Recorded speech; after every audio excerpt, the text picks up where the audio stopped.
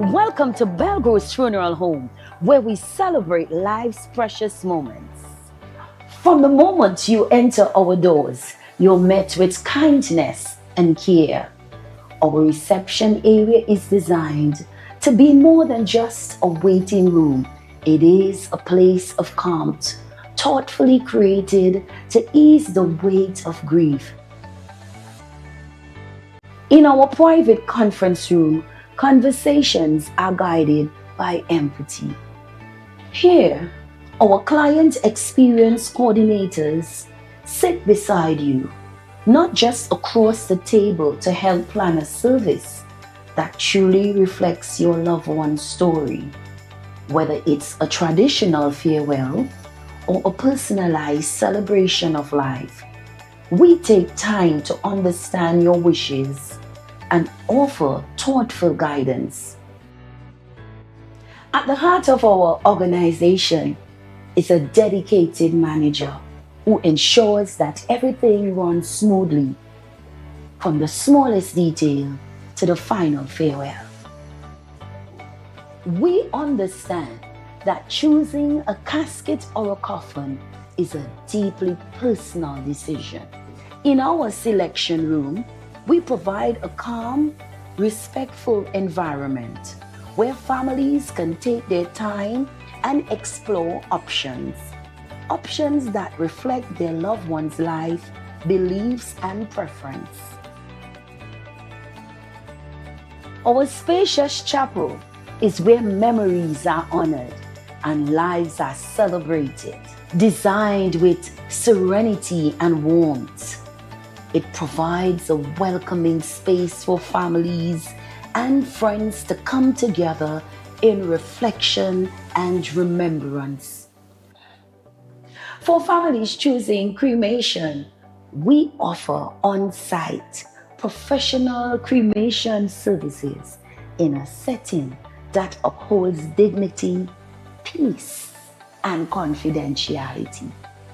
Our crematorium offers a seamless and respectful alternative to traditional burial, giving families flexibility while maintaining the highest standard of care.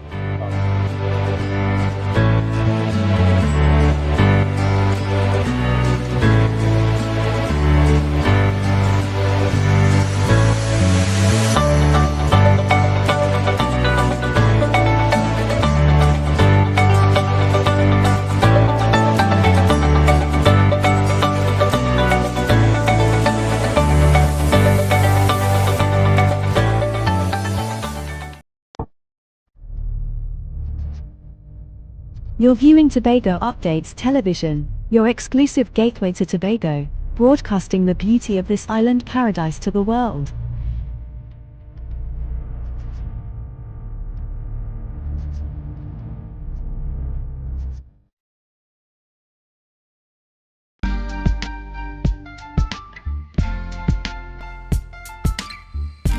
Put a smile on your face when you're moving from place to place. Good morning, good morning, morning, good morning, morning.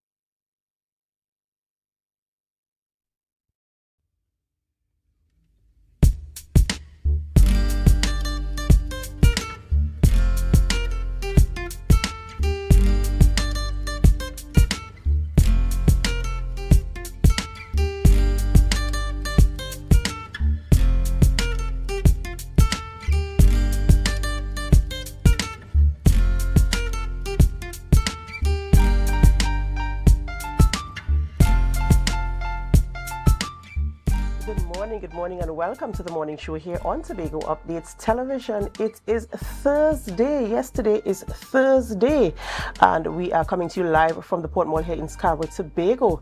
I am Adana Kumbi. This is the day that the Lord has made, and we will rejoice and be glad in it.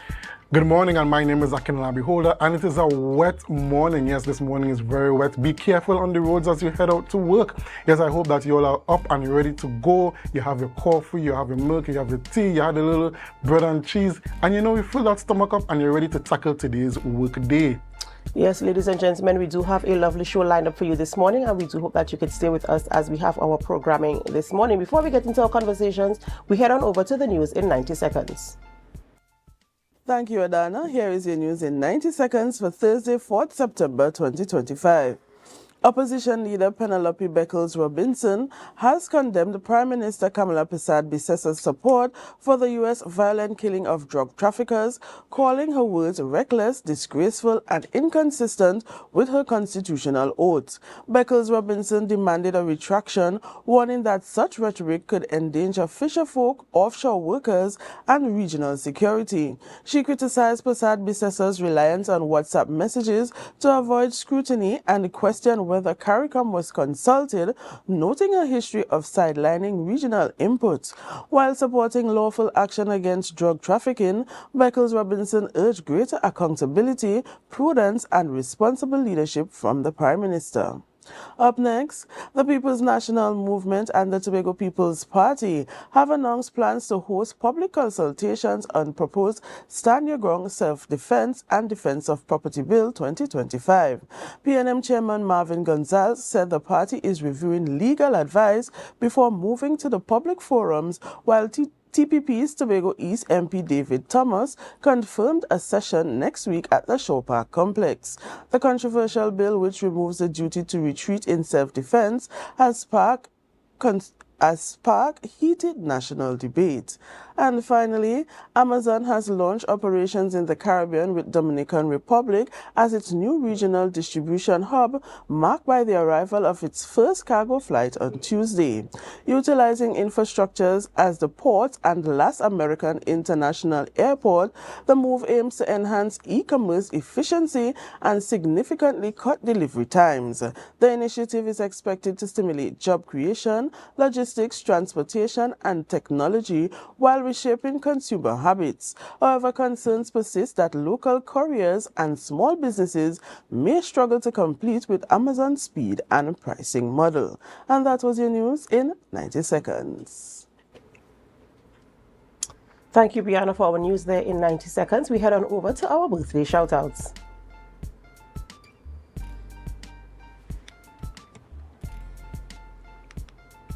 And we start off the birthday celebrations this morning by saying happy birthday to Devon Nancis. Devon Nancis is celebrating a birthday today, and we say happy birthday to you. We do pray God's blessings upon your life, and we hope you have a wonderful birthday today. And we continue saying happy birthday to Mr. Gavi Gift. Happy birthday to you, Mr. Gift. Today is a special day. We hope that God's richest blessings continue to shower upon your life, and that going forward, you see all success in all things that you set your mind to. And finally, we have Miss Valine Salino Kane, she is celebrating a birthday today. Happy birthday to you, Valine. A beautiful lady indeed. We do hope that you have a wonderful birthday today, and we pray God's blessings upon your life. So happy birthday to you as well. And remember, if you are celebrating and we don't have your photographs, we still join in the celebration with you, and we remind you to put God first, because He is the sole reason why there's even anything for you to celebrate.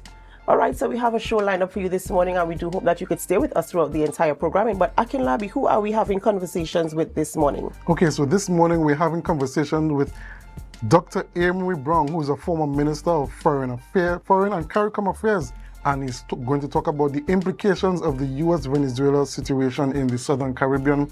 We're seeing a number of developments happening with that. Recently, a pirogue was hit by the U.S. Navy, and has been causing quite a stir in diplomatic spaces.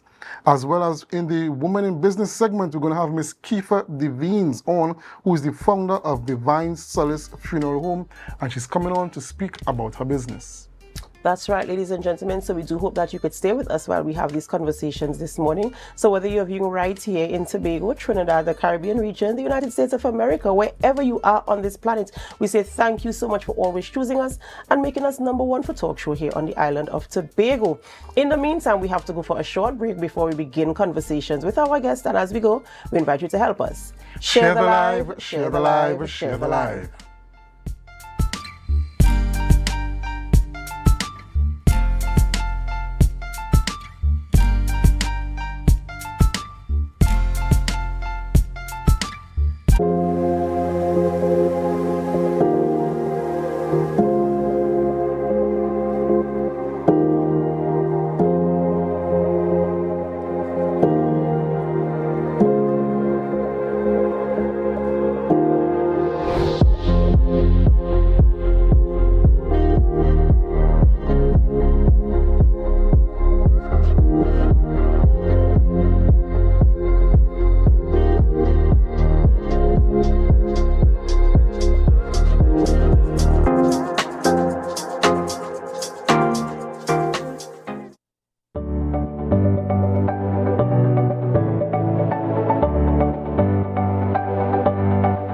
Welcome to Belgrove's Funeral Home, where we celebrate life's precious moments.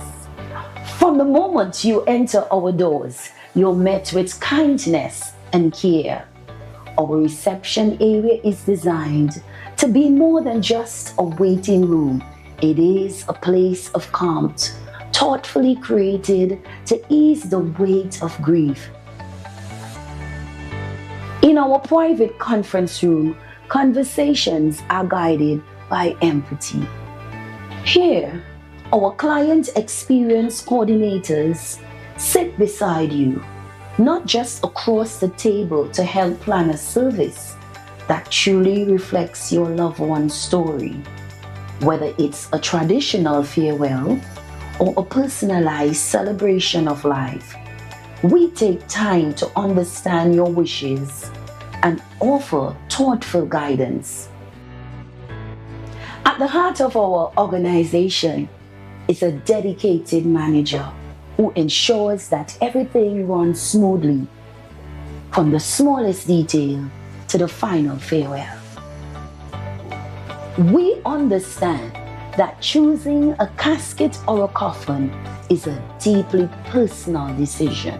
In our selection room, we provide a calm, respectful environment where families can take their time and explore options that reflect their loved one's life, beliefs, and preference.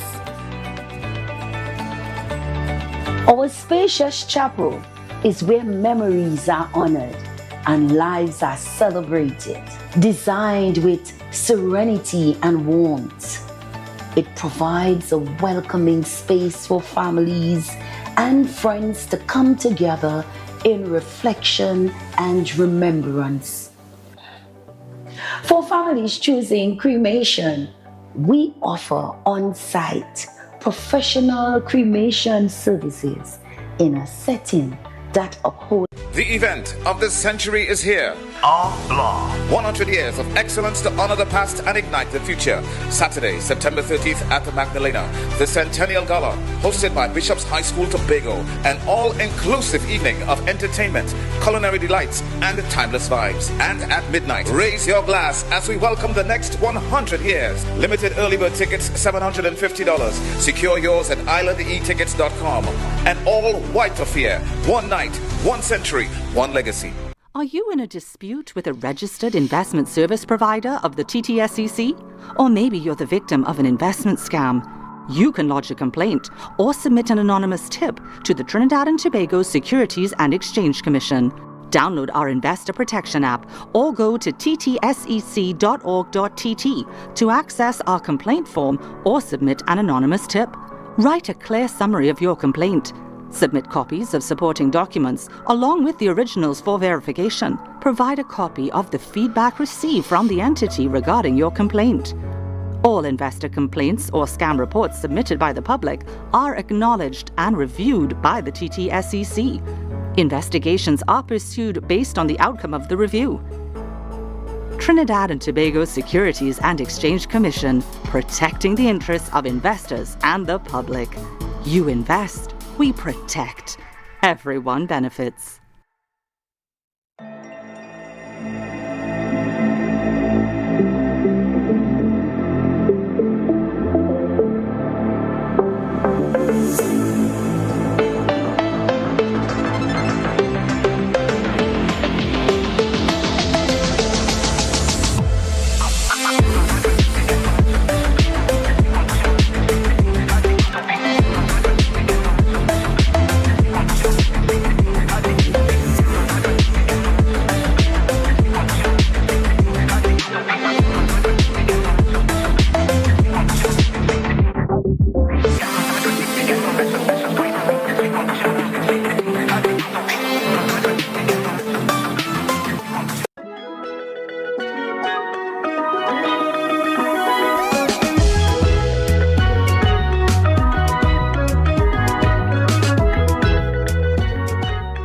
Take your shot with Junior K.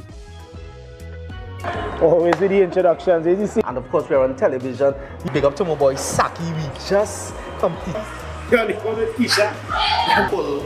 saw that. So we didn't have a choice. We had to go in. Good. So, Carnival. I say, warn them. Hey, I get to know. Baba boy, Doran. Me God, we are the last man. Alright, you got a drink, bro? Drinking liars. Enjoy. Take your shot on YouTube. Like, subscribe, and share.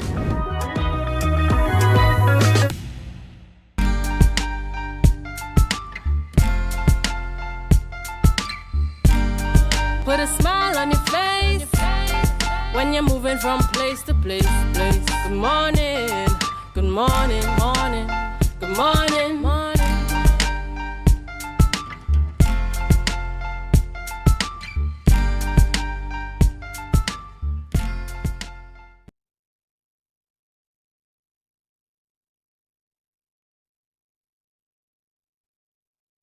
Welcome back to the morning show here on Tobago Updates Television, and thank you so much for staying with us. I am Adana Kumbi.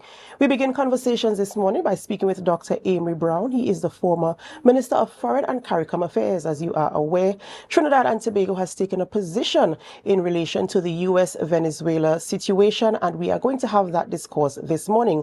Good morning, Dr. Browne, and welcome.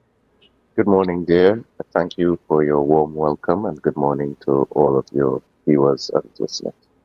All right. Thank you so much for joining us this morning. Dr. Browne, you have been the Minister of Foreign and CARICOM Affairs for Trinidad and Tobago, I think, in the last administration for at least 5 years. Am I correct? Yes, since August 2020. Right, correct. And so we are in a position now where we are seeing activities as it relates to our foreign relationships and more so our relationship with CARICOM. But before we get into that, I'd like for our viewers to have a refresher in terms of what really is the role, or what are rather the primary roles and functions of the Minister of Foreign and CARICOM Affairs. Okay, thank you. Well, so Foreign and CARICOM Affairs serves as the chief link between the affairs of Trinidad and Tobago and our interactions with external entities, which would be other member states of the United Nations, as well as particularly member states of the Caribbean community, CARICOM. There are also interactions at a significant level with international organizations and regional organizations such as the OAS, CELAC, the OACPS, and a wide range of entities. So the minister is also positioned as an important advisor to the cabinet and the prime minister on matters of foreign policy. So that's just a very quick overview, as well as the custodian of our foreign policy and the face of our diplomacy and protocol interactions. It's all led by the Minister of Foreign and CARICOM Affairs. He or she is also deployed in matters such as state funerals and other arenas in which the ministry is expected to take a lead role. You'd have seen that with the state funeral for Basdeo Pandey and others that would have occurred in the past. All right, and you know, sitting in that position, of course, having to form and maintain strong, meaningful relationships globally, in fact, with other states and other countries and regions for Trinidad and Tobago, I am sure it did not come without challenges. There were situations, I'm sure, where we were hoping for different outcomes, or there might have been some measure of differences in approach or opinions, or in terms of forming those relationships. And of course, this is where diplomacy comes in, and of course, the foreign policy. How is our foreign policy integrated into decision-making, conflict resolution, and, you know, stuff like that that would position Trinidad and Tobago in a good place?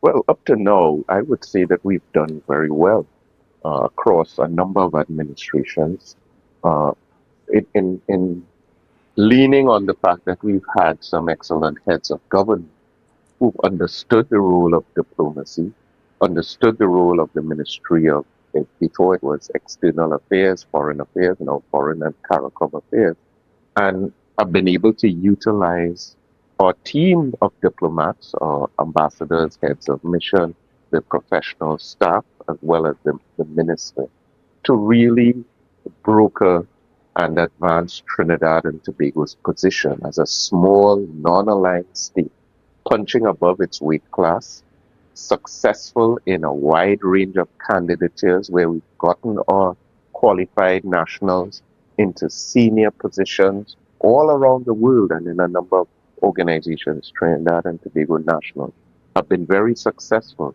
That is a feature of our strong diplomacy during our last term of 2020 to 2025.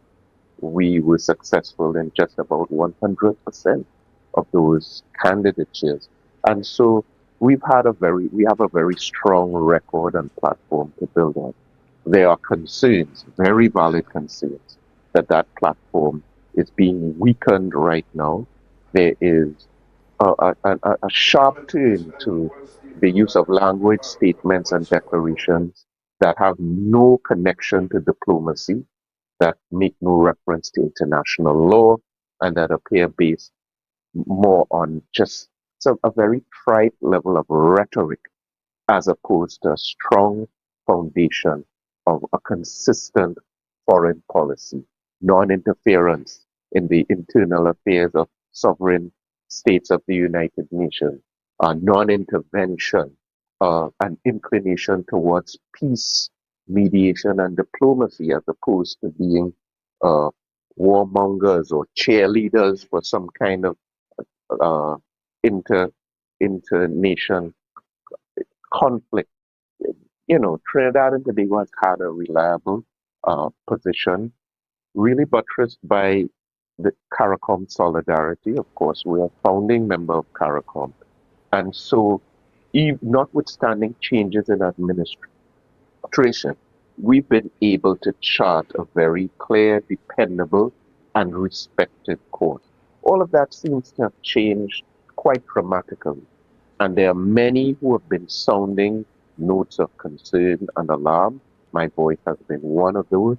Even former ministers that would have worked under the current Prime Minister, Mrs. Kamala Prasad, has stepped out of their crease quite courageously and said, this is not the way for a small state like Trinidad and Tobago.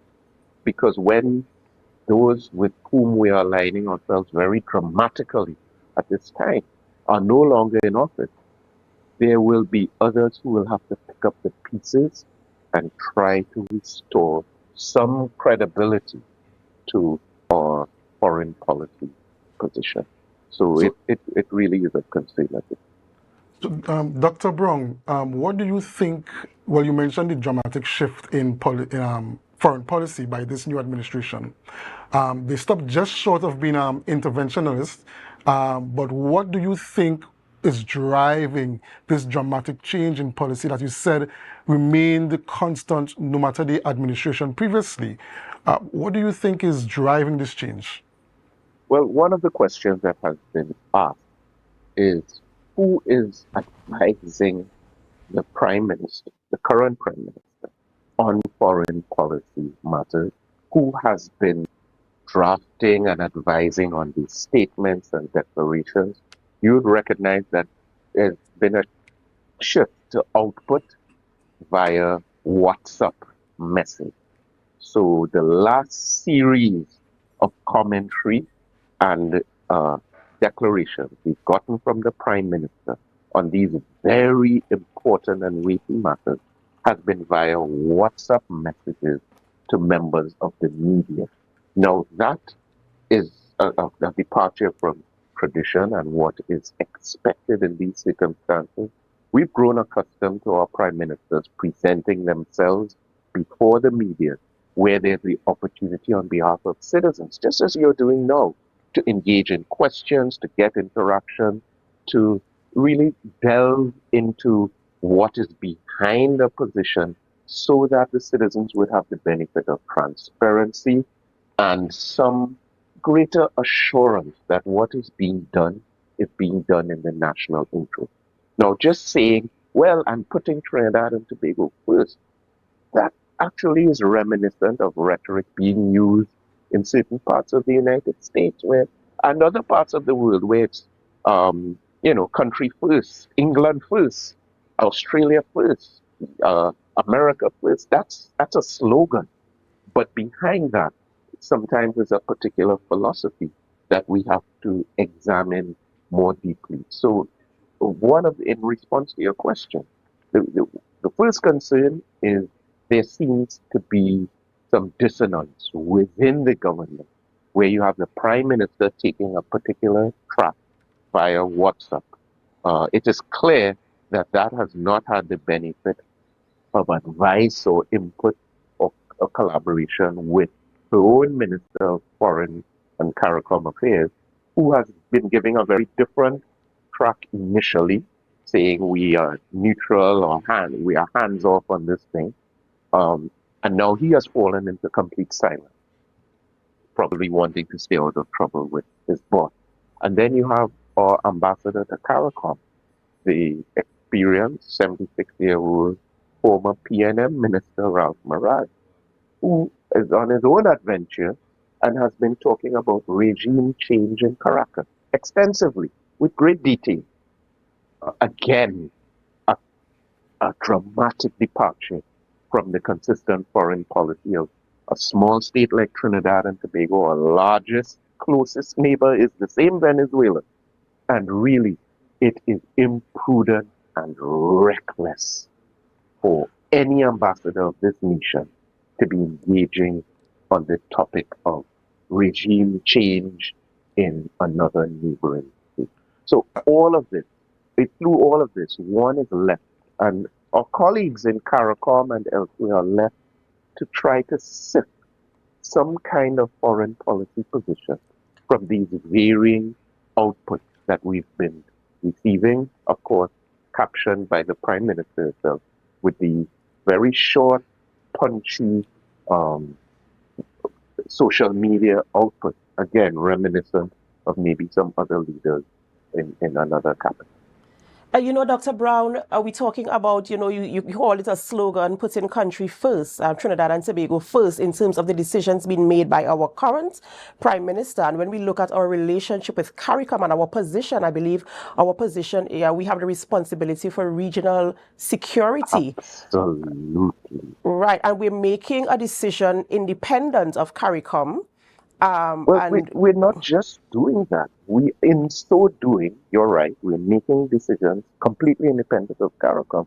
But one of the things, and I use the word sinister, it's not language that I normally use, but very disturbing that in so doing, the Prime Minister put out that initial statement and in black and white basically indicated that we have not made any reference to CARICOM or engage in any discussion, and we will not be doing so.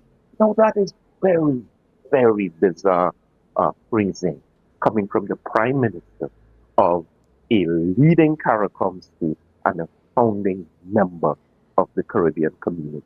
And Dr. Browne, Also, how does that the same impact? Prime Minister, as you have said, has lead responsibility for regional security. So if she's saying from the get-go, and that has really been a shot across the bow of CARICOM, which has now been scrambling and struggling to find some consensus, having been, ambushed by one of the Prime Ministers, Kamala Prasad, saying that that will not happen under her watch.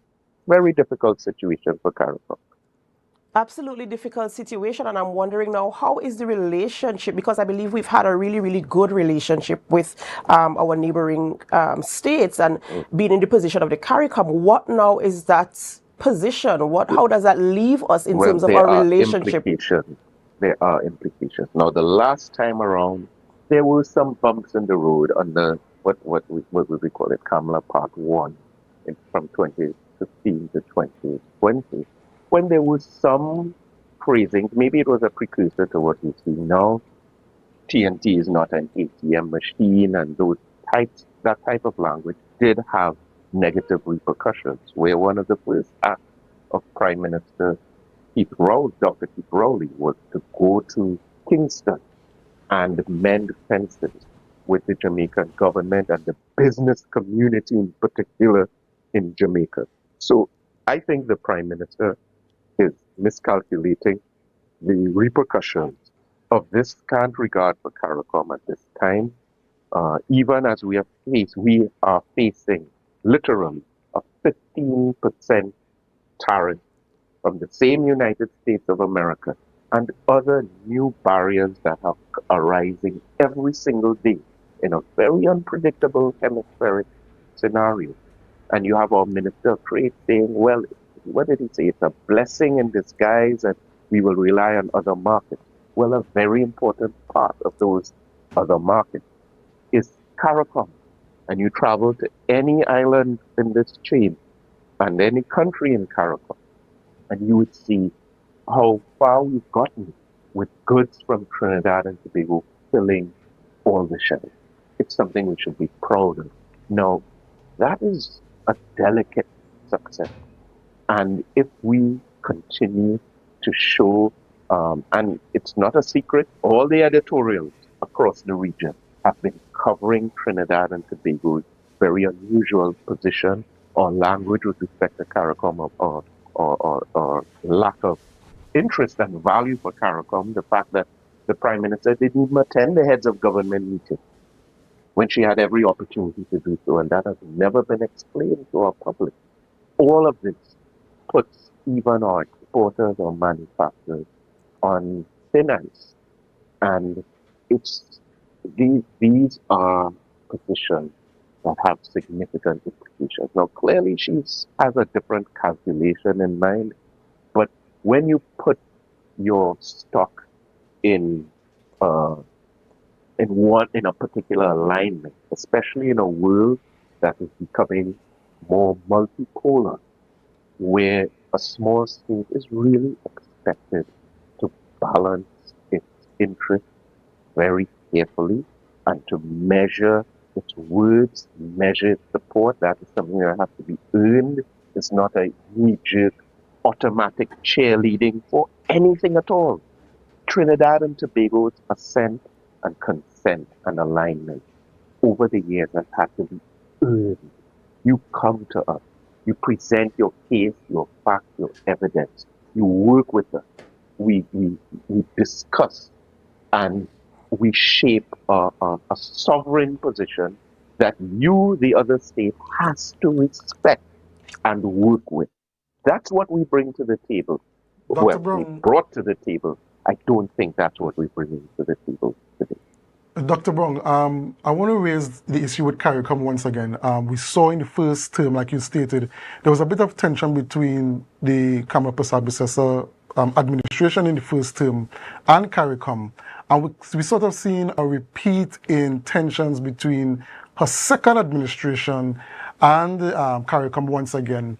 And some persons are insinuating that this may be more than a faux pas, and more of a sort of a policy direction under the administrations of Mrs. Prasad Bisesta, the Honorable Prime Minister. What is your take on the continued or the repeated tensions with CARICOM and this administration? It's unfortunate. As a strong believer and proponent of CARICOM myself, and as well the vice chair of the opposition party, which traditionally has been at the forefront of regional solidarity, we must be very concerned. I think, yes, we can see the connection with the first administration, but it's a lot worse now, because what is happening now is not a loose word or increase in tension with individual member states of CARICOM, but the Prime Minister really going after the heart of the coordinating mechanism of CARICOM itself. And with those statements and sort of trying to denature and disempower CARICOM as a coordinating mechanism, where in all cases we seek some coordinated foreign policy position on important matters affecting the region. At least we aim for it. In the approach that she's taken, it's cutting to the very heart of the Caribbean community, and it's going to take a lot of work to repair the damage that is being done now. So no one I've not heard anyone advise the Prime Minister that she should take an anti-American position or anti-any other country. That obviously would not be in our best interest. But our output has to be achieved in collaboration with our fellow CARICOM member states. It has to be more measured, more prudent. It has to be anchored in the UN Charter, in international law. But these are all concepts that, from the looks of it, seem foreign to the current government, because they have referenced none of their statements on these very clear anchors and expected action. Dr. Browne, in previous interviews, you'd have mentioned that the Trinidad and Tobago is now being mentioned or being compared in circles with other right-wing governments across the region. And you also stated... To clarify, sorry to interrupt, what I did indicate is based on the comments made by the distinguished Secretary of State of the United States of America, that reference to a coalition against drug cartels, which was the first we've heard of it, and since then, of course, there's been no details whatsoever about this alleged coalition, and we've heard nothing from our own government on it. But the other members, in a hemisphere of over 35 member states, where you have, I think it was 4 or 5 being mentioned in Washington, D.C.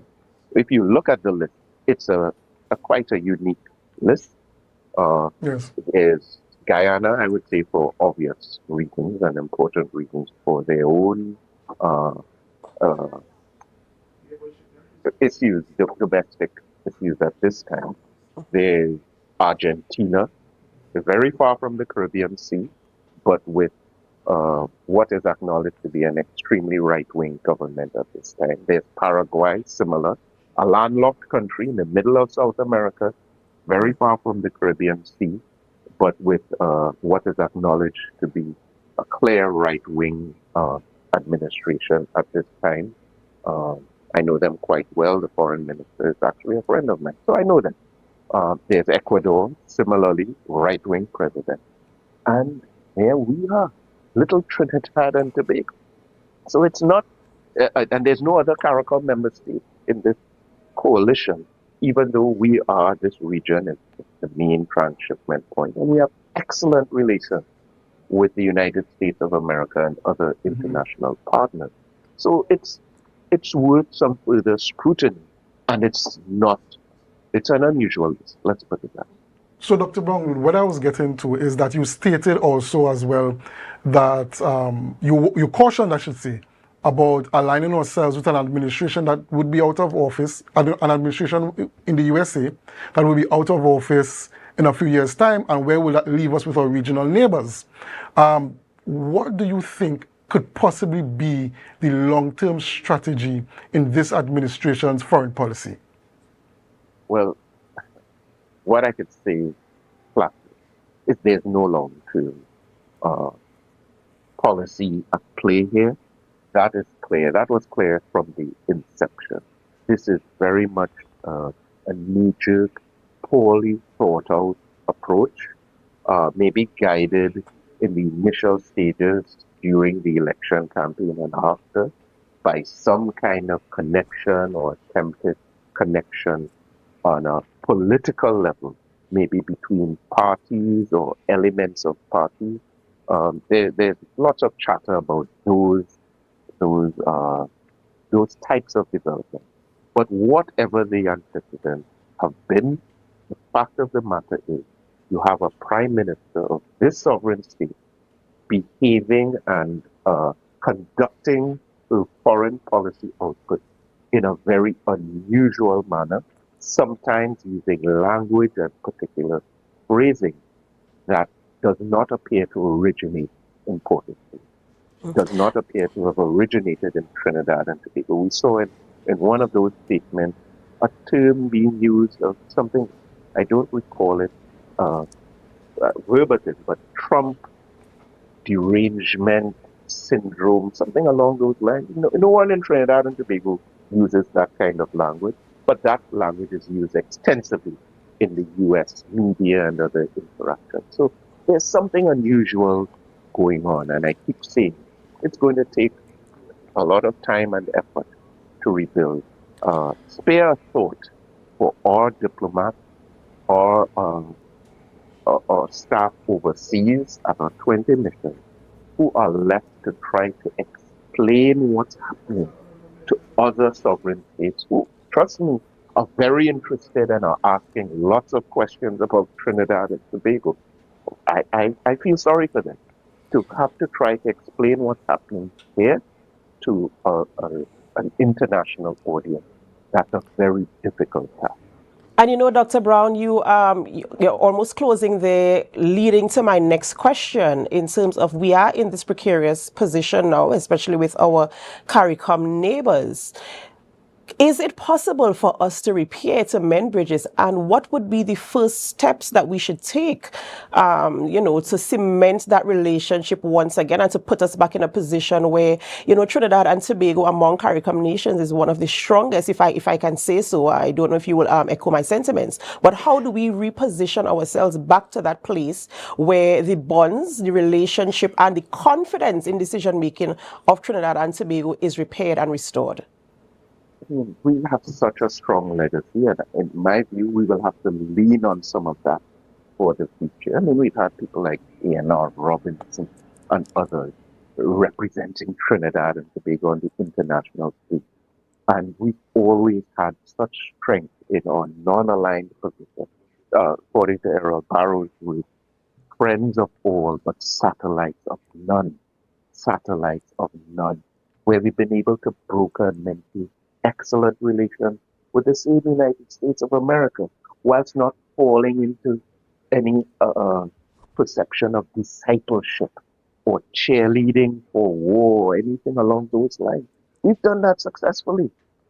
Even with the Ukraine war and the crisis in the Middle East, etc., Trinidad and Tobago has been able to craft and maintain a solid, respectable foreign policy position, not always agreeing with the big powers in this hemisphere, but always being able to get along. So it will take a lot of work in terms of refocusing our position on a non-aligned position. We are members of the non-aligned movement, where we really and genuinely advance our sovereign interests in coordination with the members of our regional family, CARICOM.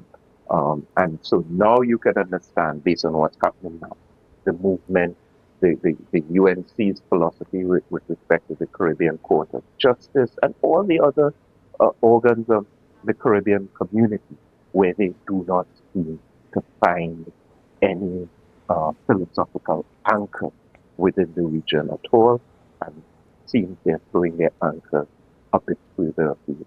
I do not believe that this is in our national interest at all. We are stronger together, and I will always have great hope that our position of credibility can and will be restored.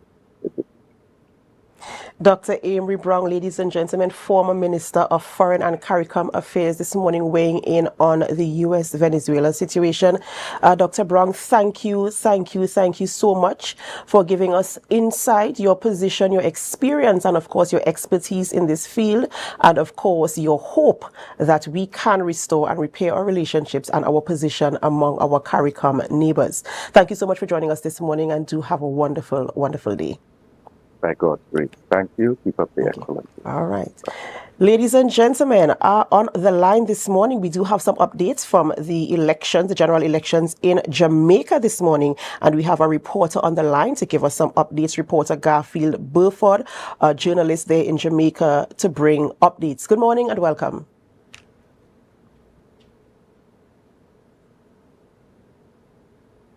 Good morning, Mr. Burford. Good morning and welcome to the morning show here on Tobago Updates Television. We are, hoping for the updates this morning. Are you there with us? Can you hear us? Good morning to you, and good morning to your viewers, your listeners. Actually talking with you from Antigua, Barbuda, but I'm a Jamaican journalist.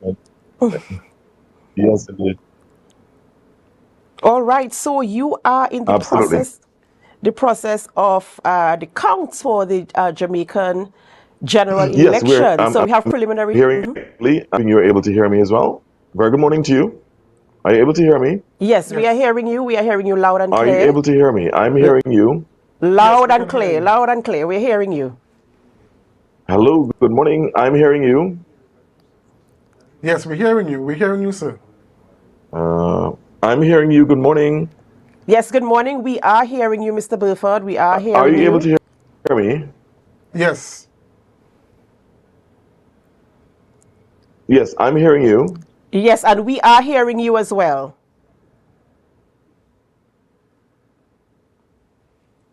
Mr. Burford, we are hearing you.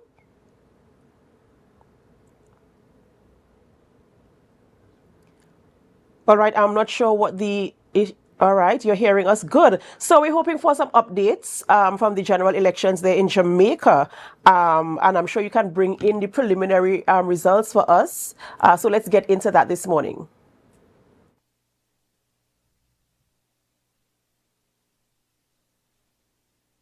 There seems to be some situation with the connection. I'm not sure what is happening with the audio between our network and Mr. Burford there.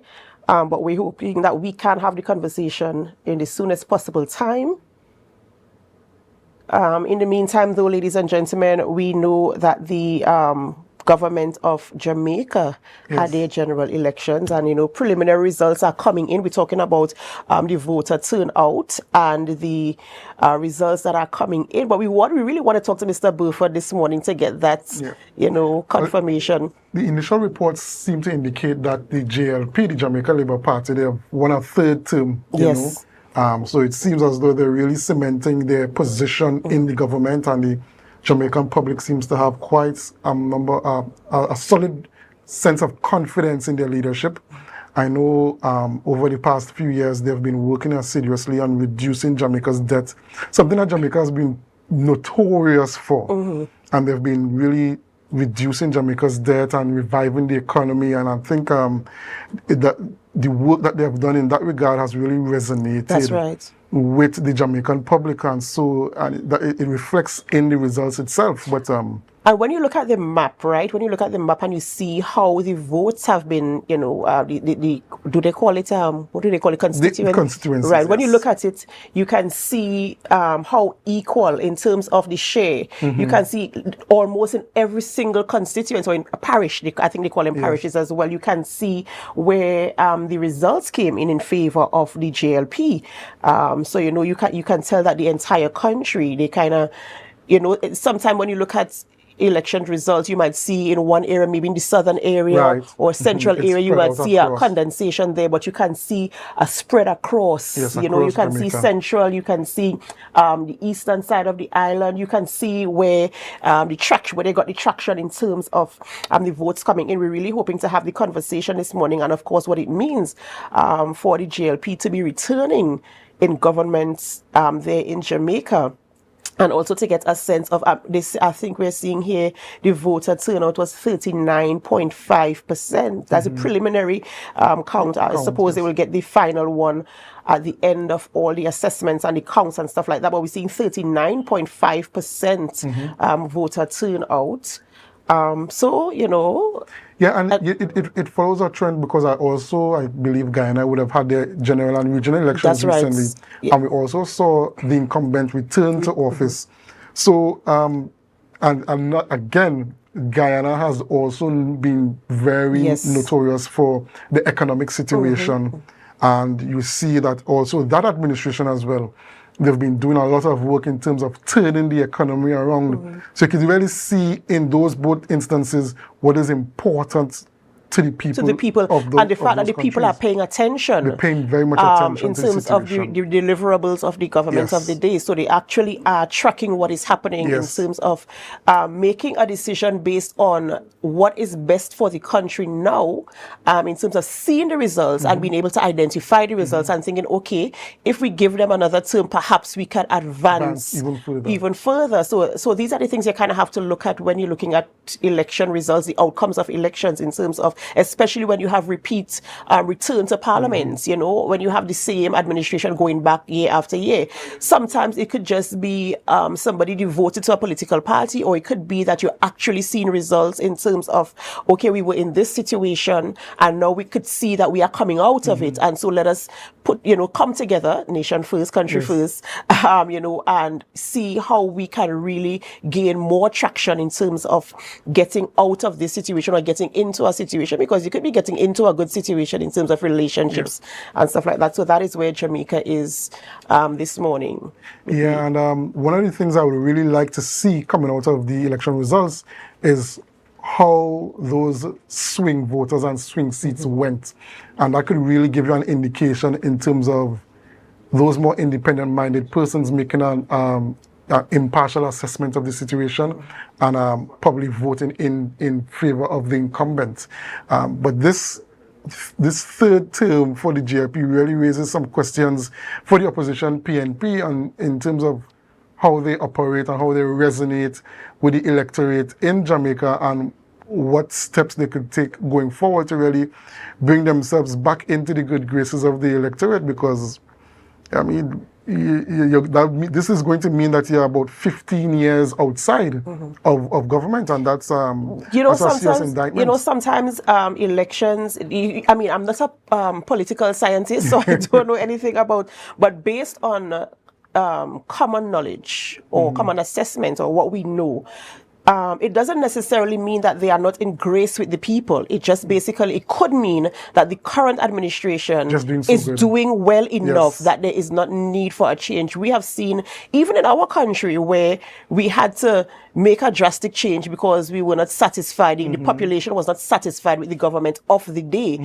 So they went out and they made, either the political fanatics, they didn't vote for their party, or you saw more people coming out to vote for a new party party because they were not satisfied with the performance. It could be in this instance that they are satisfied, and so there's no need really to make a change right really now. A matter of dissatisfaction. That's right. That's right. So it could be that, you know, it could be that, it could be a number of things, you know. So we just have to wait until we get the official report. I see Mr. Burton is back there with us this morning. We're hoping that we can have the conversation with him. Mr. Burton, are you able to hear us this Burford, are you able to hear us this morning? Yes, I am. I'm able to hear you. Very good morning to you. All right, thank you so much. So we're talking about the preliminary results for the general elections held in Jamaica for this year, 2025. So talk us through where we are this morning.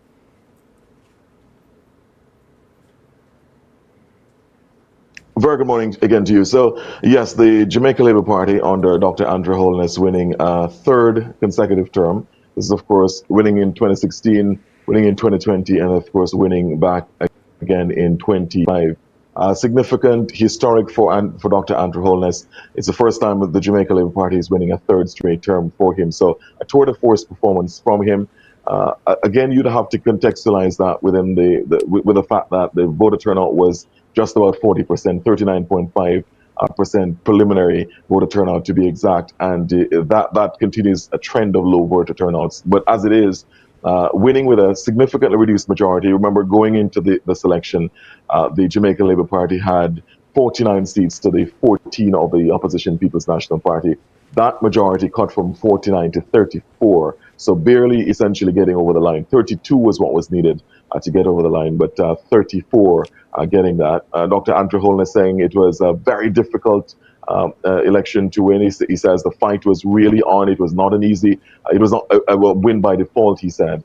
And but extraordinary performance by him nonetheless. Going into a third term, traditionally, it's really difficult for the incumbent because you run the risk of people essentially getting fatigued, getting a little bit tired of you, and essentially those are some of the headwinds that Dr. Andrew Holness had. Plus, you had the fact that the opposition People's National Party was more energized, had actually managed to reconnect with a lot of its base as well. So those were some of the headwinds that he had to contend with. However, I think the incumbent, the Jamaica Labour Party, and Dr. Andrew Holness were able to campaign on what they considered to be their strong record of performance. Just for context for your audience, I think there's been a bipartisan effort to right-size the Jamaican economy and to fix some of the key fundamentals. So some of the key macroeconomic indicators are the best that they have been in decades. The debt to GDP ratio is close to 60%. That, based on the Maastricht Treaty, is essentially what is the international benchmark. 60% is the international benchmark. The country is at around 62%. Crime, especially violent crimes, murders have actually gone down quite significantly this year. The security forces have stepped up. Certainly over the last 18 months or so, especially in relation to using technology to disrupt criminal networks and therefore to reduce murders. Unemployment has been at a historic low as well. So some of those key macroeconomic indicators have actually been social and macroeconomic indicators have trended in the right direction. Both parties, I think, have taken credit for that. It started essentially, the heavy lifting was started on the People's National Party in during the 2011 to 2016 term when Portia Simpson-Miller was the Prime Minister. Dr. Peter Phillips was her Finance Minister, and they re-engaged with the International Monetary Fund and was able to run very high primary surpluses.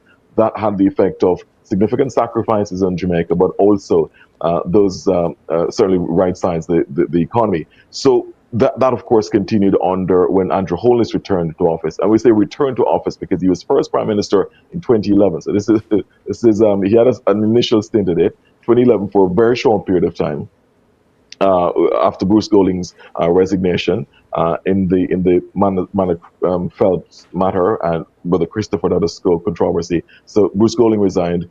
In comes Andrew Holness in 2011, calls an election, is wiped out, and loses badly to Portia Simpson and the People's National Party in 2011. But he learned his lesson, returned to winning ways in 2016, and has never looked back since. Now winning his third straight election, and of course being certainly the most successful Jamaica Labour Party leader post-independence. So it is pretty significant for him, tour de force, as I said, performance. But as I said, that was a big part of his platform to secure a third term, campaigning on the record, which he says showed very strong performances, and also indicating that there were no new taxes, that the country was able to navigate pretty significant challenges economically without imposing new taxes during their time in office. No new net taxes, according to him. So those were some of the key factors. But obviously, the closeness of the election was a barometer of how the dynamics have shifted over the last 5 years. 2020, the opposition People's National Party was disorganized, it was disunited, it didn't have essentially a base, it didn't connect with its base. And essentially the base didn't turn out in 2020, so they were wiped out 49-14. But I think in the past 5 years, under their leader Mark Golding, or their president Mark Golding, the People's National Party managed to re-energize its base, galvanize the support of quite a, reconnect with them, as that was evident in the results last night, notwithstanding the very low voter turnout. So, Mr. Burford, you stated that the PNP was able to get back some footing in the elections by re-energizing their base. But we see that the JLP has won a third term, so the JLP had to be doing something well, even though the economic reform started under the last PNP administration. In these elections, what were some of the issues that the JLP had to contend with that led to them losing so much ground, going from 49 seats to 34 seats? Absolutely, and I touched on some of them before, but key question. The one was the fact that you're going into a third term. It's historically difficult to win a third term because you'd have to essentially justify why do you want another term again after having 2 terms. And so the JLP under Dr. Andrew Holness had to contend with that as well. The other issue was the fact that there was inflation. You see, while there were very significant gains on the macroeconomic front, there's no question that not everybody was feeling it. And that's a challenge in pretty much every country in the Caribbean. How do you translate macroeconomic stability, the indicators going in the right direction, with filtering that down to the man on the ground? How do you ensure that the man in the individual constituencies, 63 constituencies, is feeling that level of economic development and economic, well, not necessarily economic growth, but stability in the economy? So that has been the challenge. There is also the particular challenge of, as I said, the fact that, you see, what happened again was last year there was a local government election, so municipal elections, and during that time the opposition People's National Party was able to make significant ground. So it was almost a dead heat in the results of those local government elections. I think that presented a wake-up call for Dr. Andrew Holness and the JLP. They realized that there were several matters that they needed to address, especially roads, water, infrastructure in the communities. So whereas they were doing big projects, and these big projects were quite expansive and very, very good, because there's been a lot of investment in Jamaica's infrastructure, roads especially, and major water projects. But some of them were long-term projects, and some of them did not necessarily translate immediately to communities at the community level. That impacted their support in the local government election. So I think between the local government elections last year and this general election yesterday, it told Dr. Andrew Holness that he had quite a lot of work to do. And I think to his credit, he was able to put his shoulder to the wheel and to essentially galvanize the party's effort to ensuring that they're able to fix some of these community issues.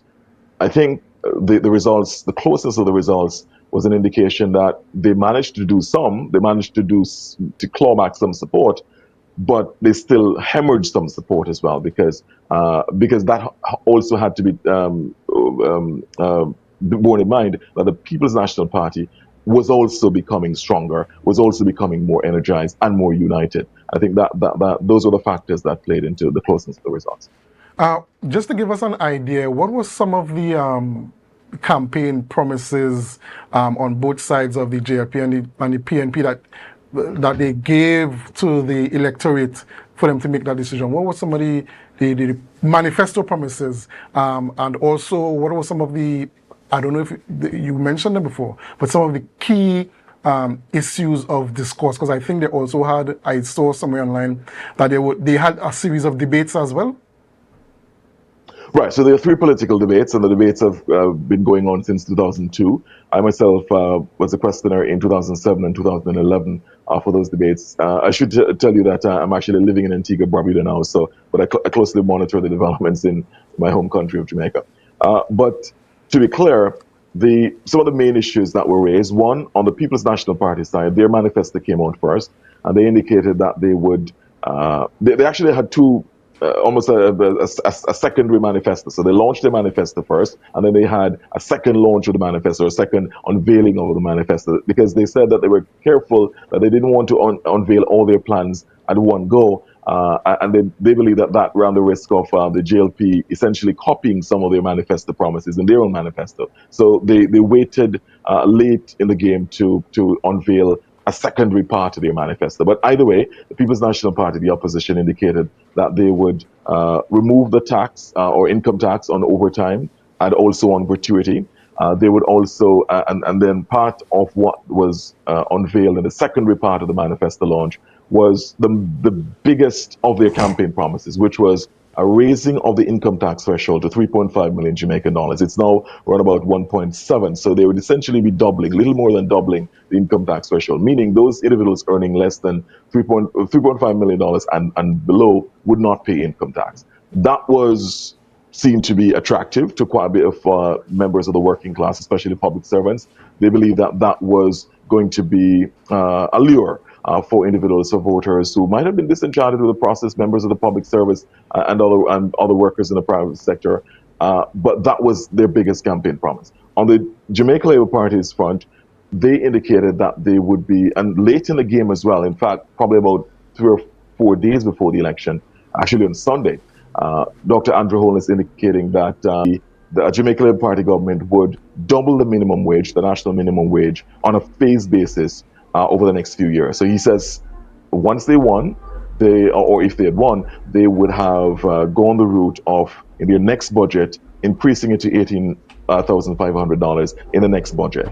So that would seem to be a pretty significant pull as well for their voters, and also for individuals who might not have been inclined to vote. They might want to see, for example, an increase in the national minimum wage, which would bring it closer to parity across the region.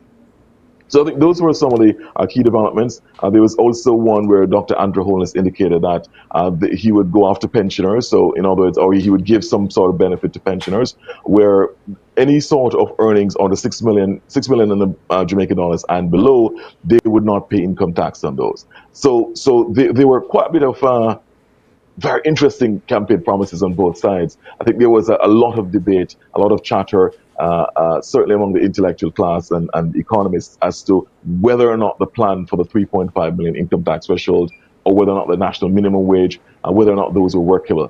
In the last few days of the campaign, the national minimum wage, in doubling of the national minimum wage promised by Dr. Andrew Holness, elicited quite a bit of discussions, because members of the business community expressed concerns. They indicated that there should be consultation before any sort of increase is implemented with the national minimum wage. So there's quite a lot of chatter about these particular promises as well. Both parties pushed on health, education.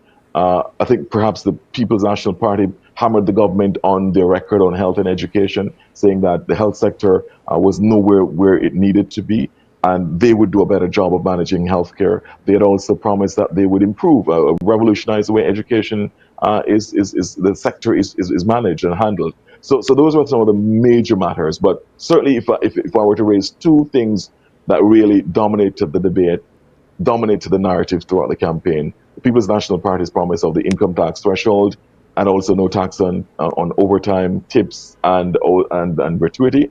The people and the Jamaica Labour Party on that, Dr. Andrew Holness saying there would be doubling of the national minimum. Those were the key issues at play. Okay, Mr. Garfield Burford, we thank you very much for coming on here with us and just giving us some insight into the results and what the situation really is like politically in Jamaica. Thank you very much, and we hope that you have a good day. You're most welcome. Great to be with you.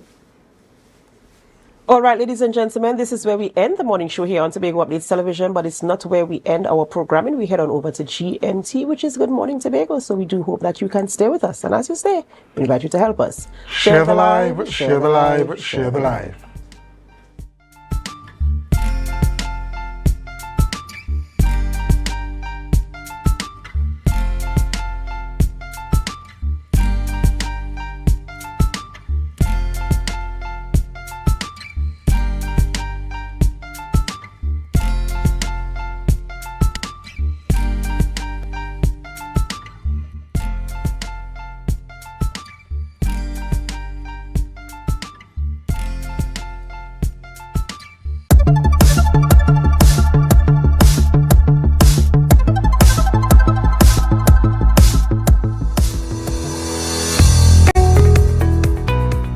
Imagine being on your last straw as a parent because you don't know what else to do with your child that is giving trouble at home.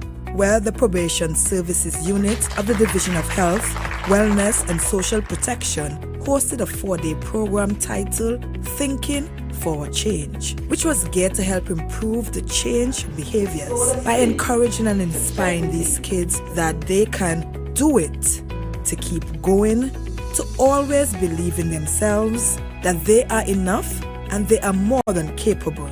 We are guiding you today that once you change your thoughts, you can change your game. And essentially that's what Thinking for a Change focuses upon. This program isn't just some boring lecture about being good. It is a powerful, real-world system that teaches you to take charge of your own life by changing the way that you think. And here's the deal. Your thoughts shape your actions. A parent shared how thankful she was about having a program like this. I'm very grateful for the program and for all the parents who are going through the same thing, although you might feel it's you alone. It's a lot of us. It have some of them who are willing to come forward, right? And I would encourage parents to don't give up on their children and stick with their children, support them 100%, right? And since the program, me and my daughter get very close. We wasn't agreeing. You can't tell me nothing bad about my daughter now. I love she very much. And these participants vowed to listen to their parents going forward. I did enjoy it. It also helped me change the way of how I think in like certain circumstances and attitude towards parents, teachers, anybody like older than me and thing, yeah. What I gained from this program is not some misunderstood situations, and so in every situation, like, okay, somebody comes to me aggressive, not to just get back aggressive. Learn and identify the feelings of the person and them kind of thing there. And I learned how two kind of situations. It have an in-your-face situation and it have a time to think problem. And you had to learn to identify the problem to find a solution. Yes, I ain't gonna tell you don't live your best life. Live your best life, but do it with the permission of your parents or guardian and just respect.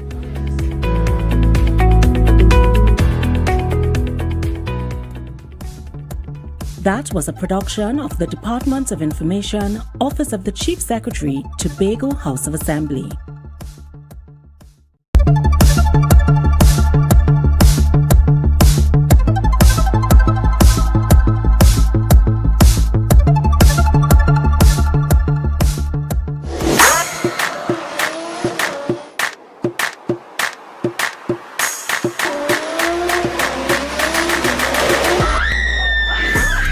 This career day is one of the most important days in the lives of the students because these students are just discovering themselves, and we want to expose them to as much possibilities as possible so that at the end of the day they will not only be limited to what they knew before, they will see, well, okay, maybe all the time I was stuck thinking that I wanted to do this, but there is something better for me to do. So better exposure, better choices means that you have a greater chance to succeed in life. We have about 30 different booths. The professions vary from tertiary education to entrepreneurship, to employment after college or after high school, which is WASA.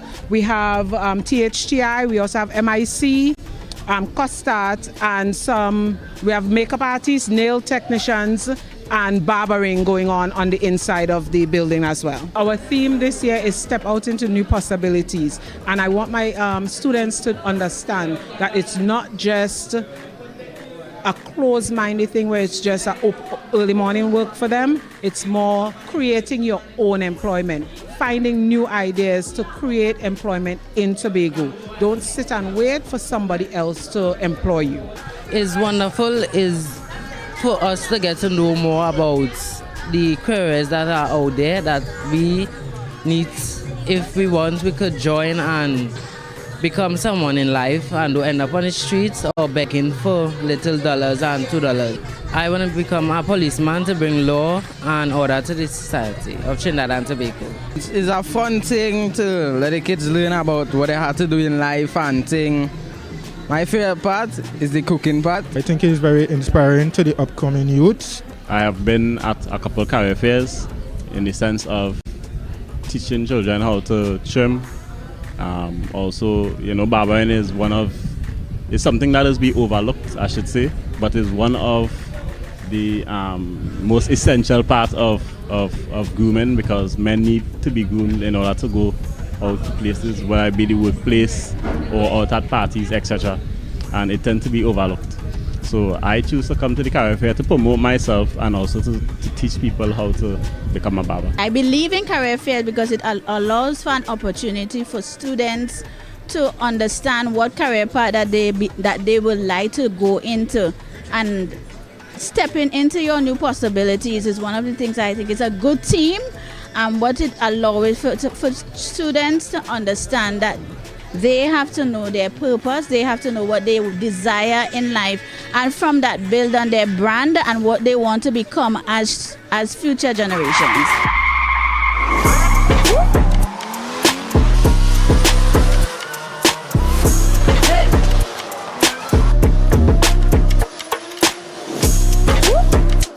That was a production of the Department of Information, Office of the Chief Secretary, Tobago House of Assembly.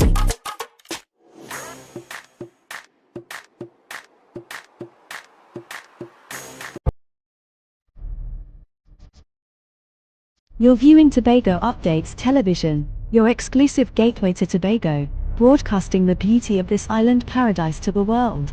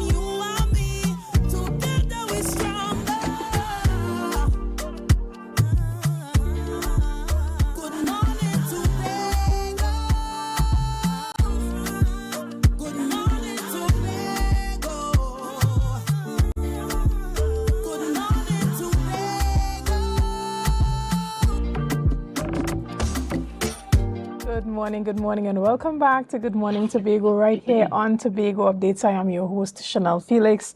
And whenever you see me sitting here, it's because we're about to have those conversations that you want to have while I ask those questions that you want asked. But before we get into this morning's interesting topics and conversations, let's have our news in 90 seconds.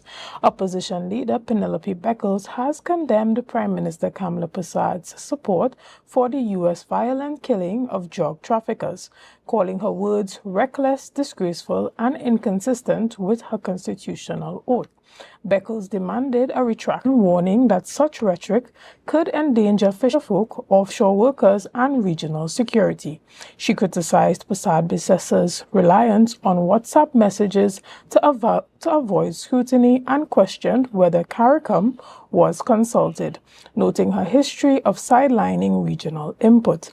While supporting lawful action against drug trafficking, Beckles urged greater accountability, prudence, and responsible leadership from the Prime Minister.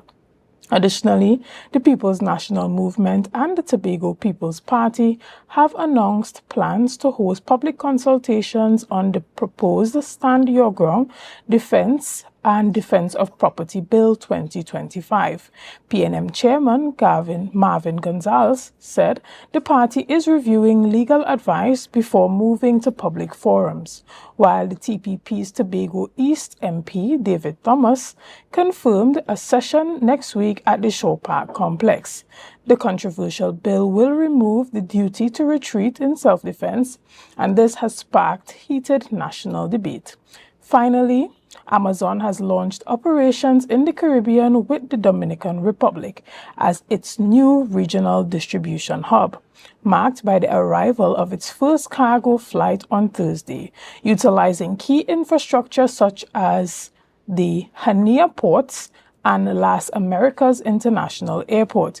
The move aims to ensure e-commerce efficiency and significant cuts in delivery time. The initiative is expected to stimulate job creation, logistics, transportation, and technology while reshaping customer habits. However, concerns persist that local couriers, small businesses may struggle to compete with Amazon's speed and pricing model. This is on News in 90 Seconds. I am Kershal Pierre, representing Tobago House of Culture Stars. Not only that company, but I'm representing the whole of Tobago. So come September the 6th and the 13th to come and represent your area. Kershal Pierre for Tobago, Team Tobago. Come and see what we have in store for you. Good morning and welcome back. Well, as you've seen right there, we have Miss Kershal Pierre in the studio with us this morning, and she is the Miss Lauren Rivet candidate or delegate for 2025. Good morning and welcome. Pleasant good morning, and thank you for having me here.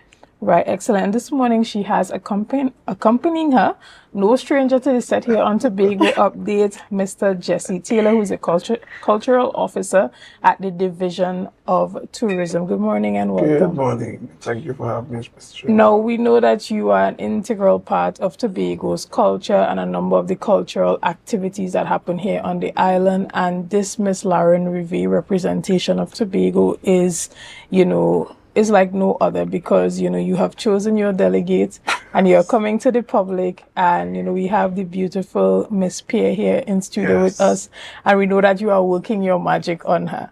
We're trying the best. Team Tobago is doing. Team Tobago. Yes. So tell us a bit about Tobago's participation this year, Mr. Taylor. So Tobago's participation has been paved with a lot of resilience, diligence. We've seen over the years the fruit of the womb. I think I have the honor of saying that Tobago's first Lauren Rivet, who was Miss Donna Reed in 1994, when I was just a babe, was able to bring to Tobago's first glory. And 30 years later, we saw Miss Uncle doing such a noble feat. Along the ways, we've been able to mark our presence in so many ways, but not just only in Lauren Rivet, because Tobago continues to display quite a vast majority of Tobago's cultural wealth on the national stage in other areas. So this year we even had a TASA group who was essentially made up of young men from Tobago who have African descent making it to the finals, and we hope that they will do very well. So we've seen that, and more importantly, we've seen the succession in the intergenerational way it happens. And so yes, Tobago's has been marked, and I want to really commend all of Tobago's near and far for the way they have made this something very important as we seek to for other things to make Tobago this greatest place that we talk about on the island. Excellent. And again, welcome to you, Miss Pierre. How are you feeling this morning? I am feeling very privileged and honored to have another opportunity to be on TV and also to be a part of the Prime Minister's Best Village Lauren Rivet competition. Is this your first pageant? Tell us a bit about your history in pageantry and what brought you to this point. So what happened is that my first pageant was the Miss Tobago Heritage Personality in 2018, where I became the first runner-up, and that was actually my first time I was supporting Miss Lisa McScreen School of Dance. At first I was a bit anxiety, but I had confidence. I know I could have did well, and even going into pageantry, I started to like it a lot. And I said, okay, pageantry can teach me and build my self-development, build on my weak areas as well. I like that you said that. Because, you know, pageantry has a lot to do with that holistic development and helping you to be a better person on a whole. Tell us about some of the, you know, the internal self-development principles that you would have learned going through this journey, and why it's important for persons to continue supporting this type of pageantry. Well, for pageantry at the Prime Minister's Best Village and Tobago Heritage Personality, it teaches you how to be confident. It also teaches you how to be brave, as well as get into public speaking, learn about communication, and especially about Tobago's culture. Because without culture, you do not know who you are as an individual. And for me, being able to know about Tobago's culture, the rich history that we have, and to appreciate so many different colonies that came here, so many African tribes that came here, you just feel that, okay, this is me, this is who I am. And also to be able to showcase it on a national stage at the Prime Minister's Best Village, it's an opportunity to be like a brand ambassador of Tobago, to say this is what Tobago has to offer, even as well as learning the other cultures in Trinidad and the various communities that's participating as well. Excellent, excellent. And, you know, Mr. Taylor, we saw even in that early clip, the video, we saw a really beautiful dress. Tell us about the team behind this queen, so that and all the work that's going so that there were so many layers, and I want to say we were so fortunate because we had Miss Gillian Franklin, who was and has been such a source of support, because all this happened during everything else we have been doing, because we also had the finals of music, and we saw moving hundreds of people in a very tight situation to Trinidad. And then while Miss Spear had this thing, we were in Barbados for Carrie Festa, so that it took so many parts moving. So we compliment the fact that Marcus Stevens would have done the initial headpiece, and the seamstress who did this creation is Cindy and Thomas, who is originally from Tobago, who really presented all of what you've seen here. And then we had the opportunity to work with some people from the community who did the embellishment and, you know, putting this stuff together, because this was really a big moment for Tobago to really make a mark on the first national stage. And this is the promotion. What you see is what you get, and obviously you're seeing a lot of the other elements that supports us, the African and parts of what the European trend, and we have things that represent the British, the Dutch, because she is in fact representing the town, the capital city, Scarborough, under the banner of Tobago House of Culture Stars, and essentially Tobago, she's the only delegate from Tobago. Excellent. And clearly with this this outfit, you would have stood out significantly among your competitors, right? But tell us a bit about when the competition is happening. So on this Saturday, the 6th of September at SAPA, there will be the self-expression and the talents. So those who are in Trinidad or in Tobago and unable to come, you can go online, go at Facebook on the Best Village page or Tobago Updates, anyone who's streaming it, and you can watch it. And also I would like to thank those who are supporting me, those who have been my backbone, Mr. Jesse, as well as all those who are doing my clothing, who have been my day one. I even want to thank God for you. Also thank God for giving me this opportunity to be a candidate and also a delegate to represent Tobago as well. Excellent. So that is this Saturday, the 6th of September at 6 p.m. at SAPA. Mr. Taylor, does it get easier or does it get harder? I think it gets each one is a new experience, and I am really happy for any opportunity to really move the vision forward. I think that we've seen, I'm sitting here and I'm feeling a sense of pride. It's not even if about so much the crown. I think the road that marks, it paves the way to that, the ascension to glory is remarkable. But we didn't see that the 13th actually is the culmination of the entire festival, and Tobago's rich, vibrant presence is noted and counted, and I'm sure it will be valued with the results of all the areas that started way back in May will now be made public, including the culmination of the Miss Tobago Laureate Vay in their evening gown and the final night on the 13th at Napa.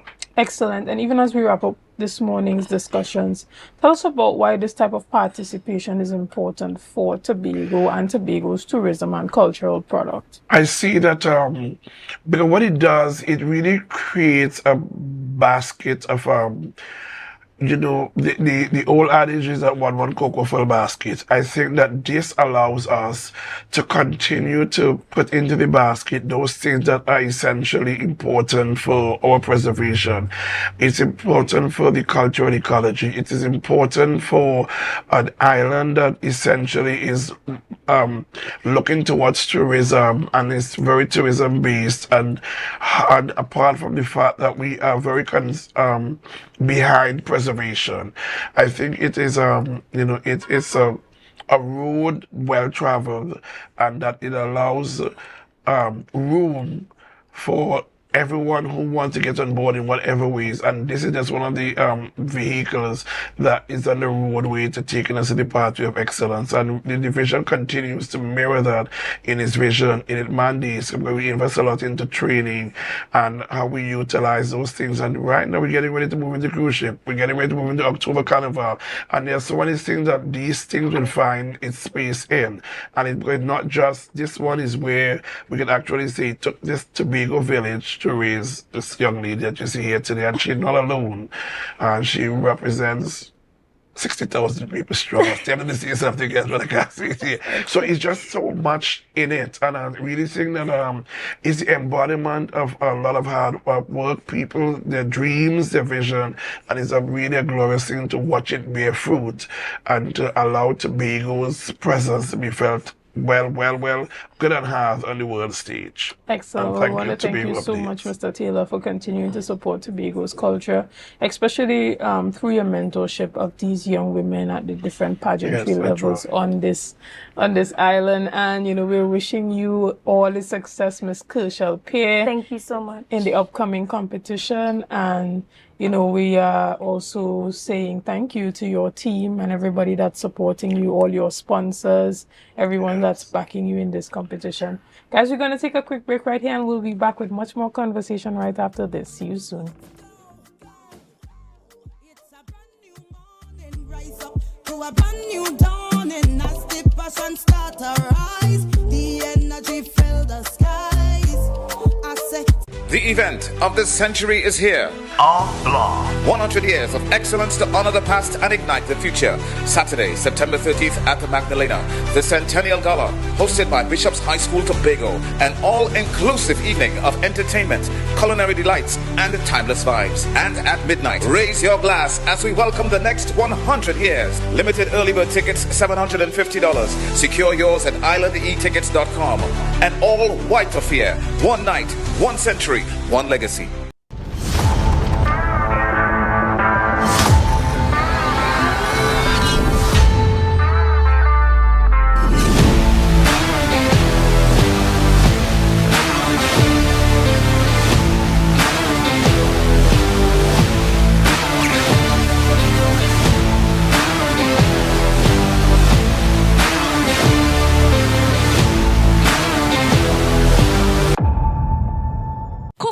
Cafe, the buffet restaurant that specializes in all your tasty local dishes. For breakfast and for lunch. Breakfast includes coconut bake and sada roti, served with chokers, bull joil, and sausages in tomato sauce. Not forgetting beef and cheese pies, shepherd's pie, macaroni pie, and rice in various styles. Meat served in a variety of flavors, garden salads, and pasta salads. All this, accompanied by fruit juices, coconut water, your choice of a great combination to appease your taste buds. So call us today to order, as we are here to accommodate your busy schedules or if you are having a cooking day off.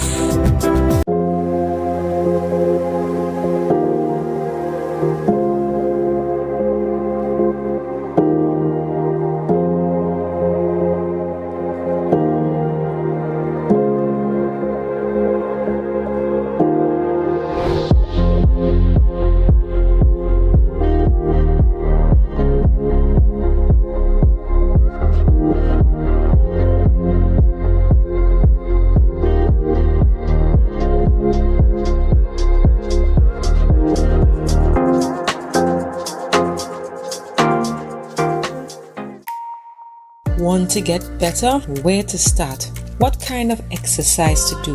What to eat? How to get restful sleep? Need a doctor to search for root cause? Look no further. Come to Majuba Hill Lifestyle Center Foundation at our Wellness Center in Goodwood, or Food Hub in Darrow Springs, Scarborough, or Doctor's Office in Goodwood and Darrow Spring. Contact 49 Swift 4979 438.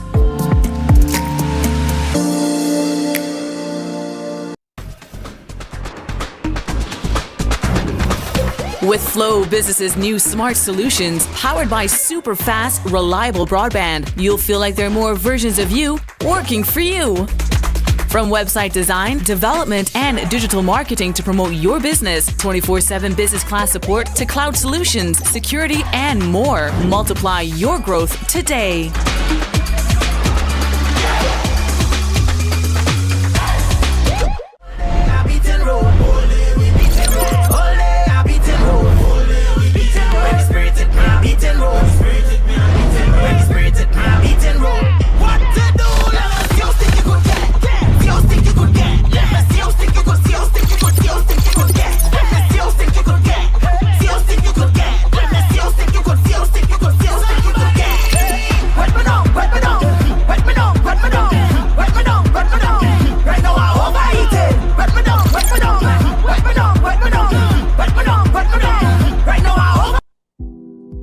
Goals, we've got them. At S&R Hair Fantasy, we provide a wide variety of quality hair, the latest hair accessories, adult toys, skin lightening products, female underwear, and much more under one roof. Check us out on Shelbourne Street in Plymouth or call us at 317-0808. We're open Monday through Saturday, 10 a.m. to 6 p.m. S&R Hair Fantasy, for queens who know exactly what they want. Quartz is well known as the Caribbean's largest retailer, providing consumers for generations with the very best products to enhance their homes. This year, we bring our expertise to businesses. Quartz Business Solutions will serve small, medium, and large companies with the very best products at the most competitive prices, backed by warranties and after-sales support. Hoteliers, office managers, restaurants, and so many more. Quartz Business Solutions, a brand of the Unicomer Group. It's a different type of thing down there. And we party till we drop down there. With a lot of pretty girls down there.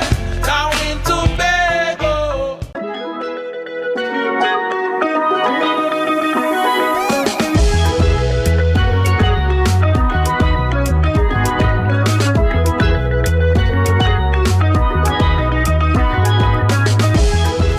TEMP in your wall. Alright, she's here. Welcome. It's Take Your Shot, your truly Junior K. This is where we have real fun. We drink responsibly. We play drinking games. We conduct interviews with some of your favorite stars. Back again, and then actually break through in 2017 with Taillight. Remind us of it. Put on your taillight, reverse and back. And then if you beat it, keep it. Drink or sink it, real simple. So we're gonna ask a particular question, and if he answers, he doesn't have to drink. So the first question is, if you had to choose Squid, your girl or your mom? What? I'm gonna sing a piece of a song. I am not a singer, all you know that by now. You can't sing, right? But let's try for the purpose of this show. Right. You have to figure out the song, sing a piece of the song, identify the artist. Call out the bridal. That's how I know that one, eh? So call out the bridal party. We gonna make all the residents happy. Bartender make it snappy. For the good and for the king like Poppy. And it is like...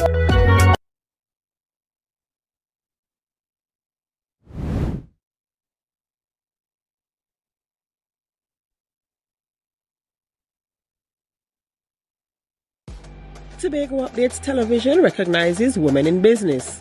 Every Thursday morning on The Morning Show, we engage with women-owned and operated businesses from right here in Tobago. We'll discover these women, their businesses, what inspired their business, their highs and their lows, and their encouragement to you. Join me, your host, Adana Kambi, this and every Thursday on The Morning Show from 7:40 a.m. as we celebrate and encourage women in business. TNTech is pleased to advise that its Roxborough Service Center has reopened. Starting Monday, 10th March, customers can once more visit the Roxborough Administrative Building to pay TNTech bills, request new connections, and more. TNTech, powering the nation into the next generation. So guys, there are some new developments in housing in Tobago. So it's goat racing time. This is 116, the show that keeps you in the know with all things Tobago House of Assembly. Each week, 116 delivers a fun and engaging overview of the latest developments, achievements, activities, and events of our dynamic assembly. So join me. Let's dive into the Tobago House of Assembly's Week in Review right here on 116.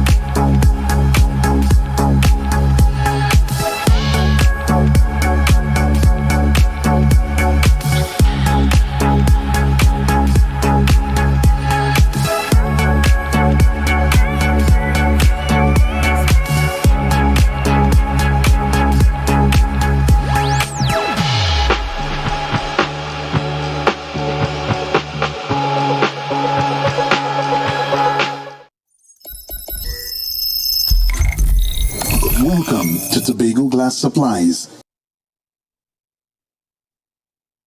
where innovation meets excellence and service reigns supreme. Well, I want a proper window for me house, yeah? I want no shake thing in my place. Our commitment is simple: to provide high-quality, innovative aluminum, vinyl, and glass solutions for both commercial and residential spaces. We get one wall on the side and we get one hole. You can put a window there, invent something, a window for put there. At TGSL, we don't just meet needs, we exceed expectations.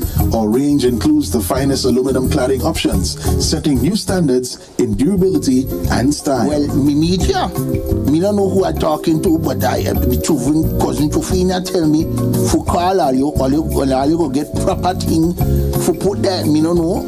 Driven by our passion to elevate, we aim to be the leading supplier in the Caribbean market while retaining our identity as a family-owned business. Driven? No, I ain't driving. I get a bus ticket. One of me picnic them go drop me down there. Must bring me down there. Russo Trade Springer down by the page down there. Because at Tobago Glass Supplies Limited, it's not just about products, it's about relationships. It's about you. It's all about me? Who's your family?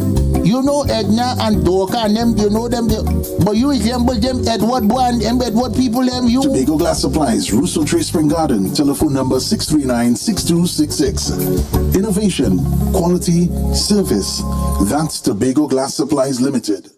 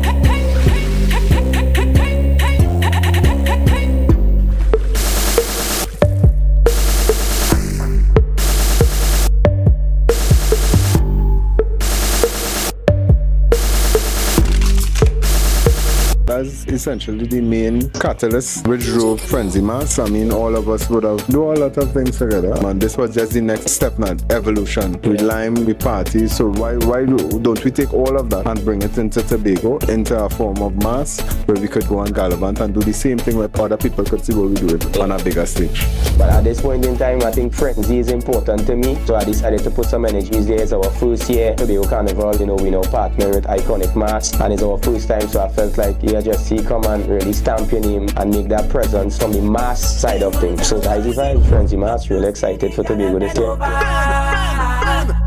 Love to see the girl bend over. Arch your back, me girl. Arch your back, arch your back. Stop arching. Stop me girl. Arch your back, arch your back. Say 1, 2, tie up your shoe. 3, 4, bend back more. 5, 6, no time for tricks. Wine like you're feeling for sticks. So I want you bend like you forget to cream your leg. Hold on by your ankle them. Not just you, girl, you want your quick and you want your bend. Right, me girl, and well in Frenzy Mass. Watching how that is what I was seeing. Rocking it slow. That is what I was seeing.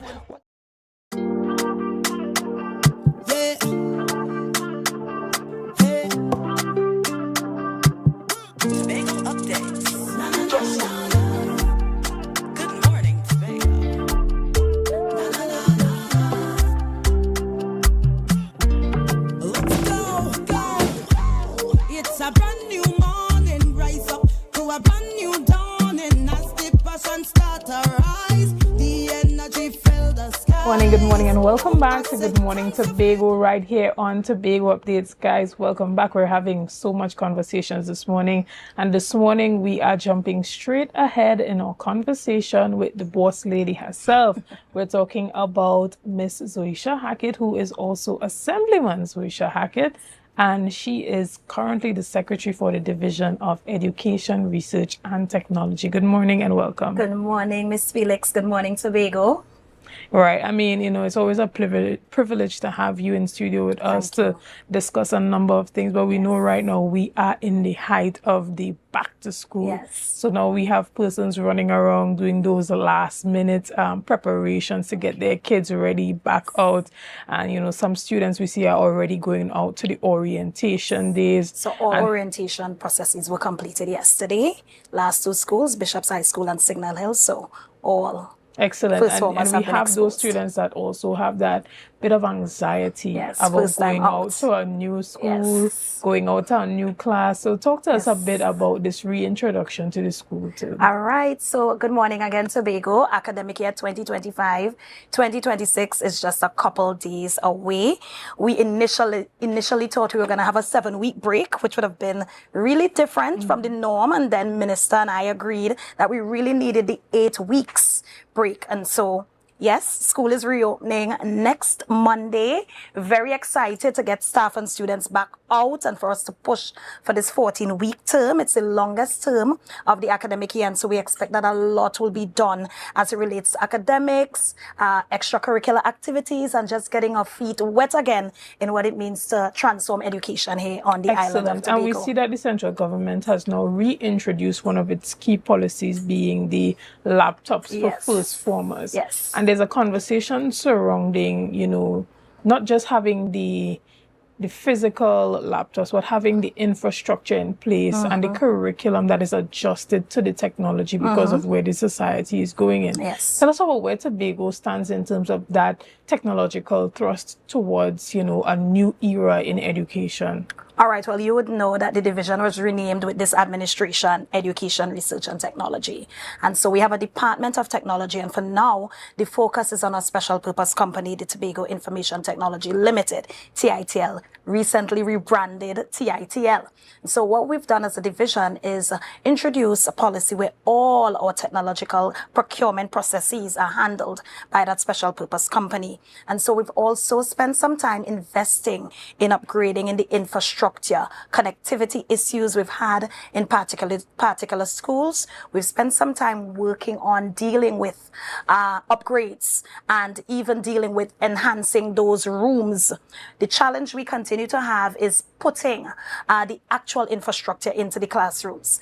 And of course, with the reintroduction of these laptops, devices for our first formers, we hope that in a 5-year period, we can move through the system. But I want to speak to the fact that we must remember our actual educators in the process. So yes, the devices are going to come for the first formers. We expect them at the end of September, Ms. Felix. But we want to invest right now in our teachers and ensuring that they're equipped in the classroom just as our students are. Currently, we have IT labs in all our schools, and they're not where they should be. And so that's also an investment the division continues to make. Also, we have subjects like EDPM, and that is one of the subjects also utilizing devices. And so we have to ensure the labs are also equipped and not only focus on the fact that first formers are coming in and going to be gifted by this new government the laptop. So it's an all of education sector approach to the upgrades and the digitalization and the thrust towards technology, and we're utilizing what we have, or TITL, to help us, and for the ICT unit vested in the Division of Education to work along even ministries ICT unit, and the Ministry of Public Administration and AI is also going to jump in to provide that type of support that we need here in Tobago. Excellent. How does this feed into the hybrid learning policy that the division came up with? Know that that policy has been completed about a year or so ago, and funding has been our challenge. It's always a challenge. So since we've been here as an administration, about 12-13 policies have been developed by technical advisor and the technical team of the division under my leadership. But a challenge has always been funding. And Minister of Education was here yesterday. Good morning, Dr. Dowlat. He was here yesterday and spent some time really delving into what we have in terms of the work we've done and being able to discuss collaborative efforts moving forward to assist us with funding. Upon assuming office, I sent all our policies to the minister, and he spent some time really looking into the fact that Tobago is even light years ahead from Trinidad as it relates to these policies, and that hybrid, for instance, was one. And I spoke to the fact that collaboration is what is needed because we're coming up with the policies. We have the technical expertise to develop the policies, but what we don't have is the funding. And it really hurts me when we're working so hard and because we have to spread the resources thinly across such a large division. You don't want your hard work to be in vain. You just don't want it to be a campaign promise or that you're speaking it in the public space and a year, 2, 3 later, you still have not been able to execute. And so I spoke to him in us being collaborative. Let's put our brains together. But when it comes to funding, understand that our budget does not fulfill what is required to really move education in the direction we need it to be moved in Tobago. And so that's what we're going to need, some greater advocacy from him as Minister to Minister of Finance. So when Tobago asks for a larger budgetary allocation, you must understand that sectors such as health and education, where there are no tangible results, where the results would not happen overnight, it wouldn't happen in one term, you need a longer term attention being placed on these particular sectors for us to really get the results we want. So we need that voice down there. So yesterday I kind of sent him off to be my advocate in central government. And of course, coupled with MP for Tobago West and MP for Tobago East, we want to ensure that the funding comes to Tobago. The ideas are here, but the money, the resources is what's lacking. No, you had conversations with previous ministers for education. Why are you so confident this time around about the actual investment in Tobago? So, to be honest with you, you're always cautious. You're always wary. But I saw something in this particular Minister of Education that I didn't see in the previous, even those before I became Secretary. This Minister of Education, first of all, let me speak to the action. This Leadership in Motion forum that occurred yesterday, and that's one of the reasons he came to Tobago, happened in Trinidad about a week and a half ago in Naparima College. And he was former principal there. And so he pulled principals from the 7 education districts in Trinidad into this space. And of course, an invitation was meted out to us here in Tobago. We couldn't get flights. And when we saw how important this would have been, because of course, we're responsible for education here in Tobago, but we always buy into the national strategy. And so when we saw we were having such a challenging time, one of the options was, let's just do an online link and have our teachers join virtually. And I told him, listen, no, Tobago always feels left out. Tobago always feels like that bastard child. We always feel as if we're not included. And I needed us to really demonstrate the spirit of collaboration. And so Minister pulled a team of 15 technocrats and came to Tobago yesterday. We planned it all. And he actually sat on stage as a part of a panel with me and received questions from principals, teacher administrators at the ECC level, and our school supervisors and other technocrats of the division, and was there supporting me in us speaking to the collaboration that we should expect.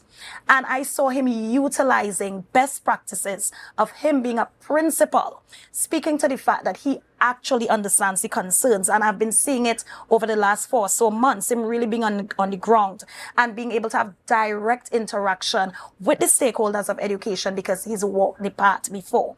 And so, Chanel, simple things like that. I'm seeing that, there is some good news and some good efforts to look forward to and to respect that commitment. I've also seen a long-standing issue where, for instance, extended leave and other types of leave to be classified doesn't happen here in Tobago and has never happened here in Tobago. And they have to go to Trinidad and they're on the minister's desk, and you know how that happens, how the bureaucracy happens. When you have to have all Tobago teachers be subjected to sending their information to Trinidad to be classified. And it was one of the early areas I asked him to look into for me. And through that advocacy with MPs to Tobago East and West again, and the Chief Secretary got involved here as well, we were able to have that issue resolved. So now those powers are devolved to the Tobago House of Assembly, effective the 28th of August. So that's last week. And so now teachers, your leave, extended or otherwise, wouldn't have to go all the way down to Trinidad and get lost in or on someone's desk. They now will happen right here in the Tobago House of Assembly. And I'm proud because we experience challenges when teachers are about to retire in organizing, those payments that they're going to leave with. And it has been a long-standing issue. And in 4 or so months, we've been able to resolve that. And that shows the commitment to collaboration. It shows that there's political will and that this government understands the needs of this island and that we're going to really work together to resolve those needs. Excellent. You know, this administration at the THA level would have gotten a couple commitments from the central government during the previous administration, under the PNM administration, specifically as it pertains to the Scarborough Secondary School. Where are we with that? And has the central government continued with the previous commitments that were given, or are they looking at a new structure, a new arrangement, a new allocation for that particular project? So Chanel, just off the bat, costing for this new Scarborough Secondary School, once it goes according to the user brief, would be in or around $400 million. And it's because of the type of school we want. If we're going in that direction, where we want to really see technological advancements and we're pushing in the direction of digital trust and digital transformation, then it must go in that direction. Previous government and the Tobago House of Assembly admitted that in any one financial year, a school of that magnitude and that cost would not be possible. But we spoke to phasing the project out. And one of the initial investments we wanted to make was to go to the Caribbean Development Bank, and we tried that on the THA side. And because it's a loan, and you know, taking a loan of that magnitude had to be guided by central government. Former Minister of Finance didn't agree to that methodology and wanted the central government to fund the school. The thing about that, Ms. Felix, is that you have to literally wait on the central government to decide when they're going to fund. And we think that our advocacy as a Tobago House of Assembly has been so great that by now we were fed up of the lip service and we were fed up of the promises that were not materializing. And so one of the things we did, I don't know if you remember that Chief Secretary and myself as leader of Assembly Business went to Prime Minister and leader of government business very early on in their term, and Scarborough Secondary School was one of the areas we brought to the table very early. Subsequent to that, Chief Secretary and the Secretary of Finance had conversations with Minister of Finance for the central government to honor that request, or at least the commitment to have Scarborough Secondary School funded by central government. We understand what's happening with the economy of the country, and so Minister of Finance has committed to go out and to secure that loan on the Tobago House of Assembly's behalf. And we also agreed to attempt the school on a phased basis. We want to ensure that we have the spaces that would be classroom and specialist areas first, and then move into those other areas that we think would enhance a school like Scarborough Secondary, where of course sports is one of the strong points of that school. Because if you look at the user brief, you're going to see things like a swimming pool and, you know, regulation size football field and all the other sporting facilities that would be augmenting a school that wants to go into that holistic development program. And so we are really assured by the central government that they're going to take these requests seriously.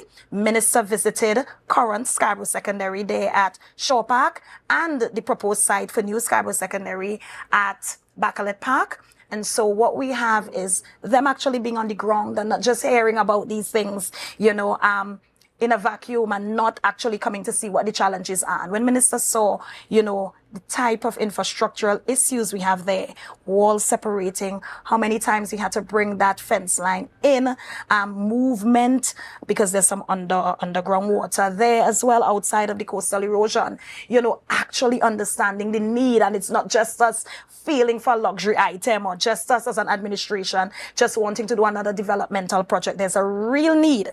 But we also spoke about not abandoning that facility even when we move, and what we can do there. And the fact that technical, vocational and skills training is one of the strong points of both governments and areas we want to push and ensure that our young persons have opportunities. And it's not only about academia and understanding that balanced approach to education and understanding life skills and everything else that makes you a well-balanced citizen. So we spoke to the plans of future plans for that facility, even while pushing towards the development there in Bacalet Park. Right. Secretary Hackett, let's chat a bit about, you know, the business of education.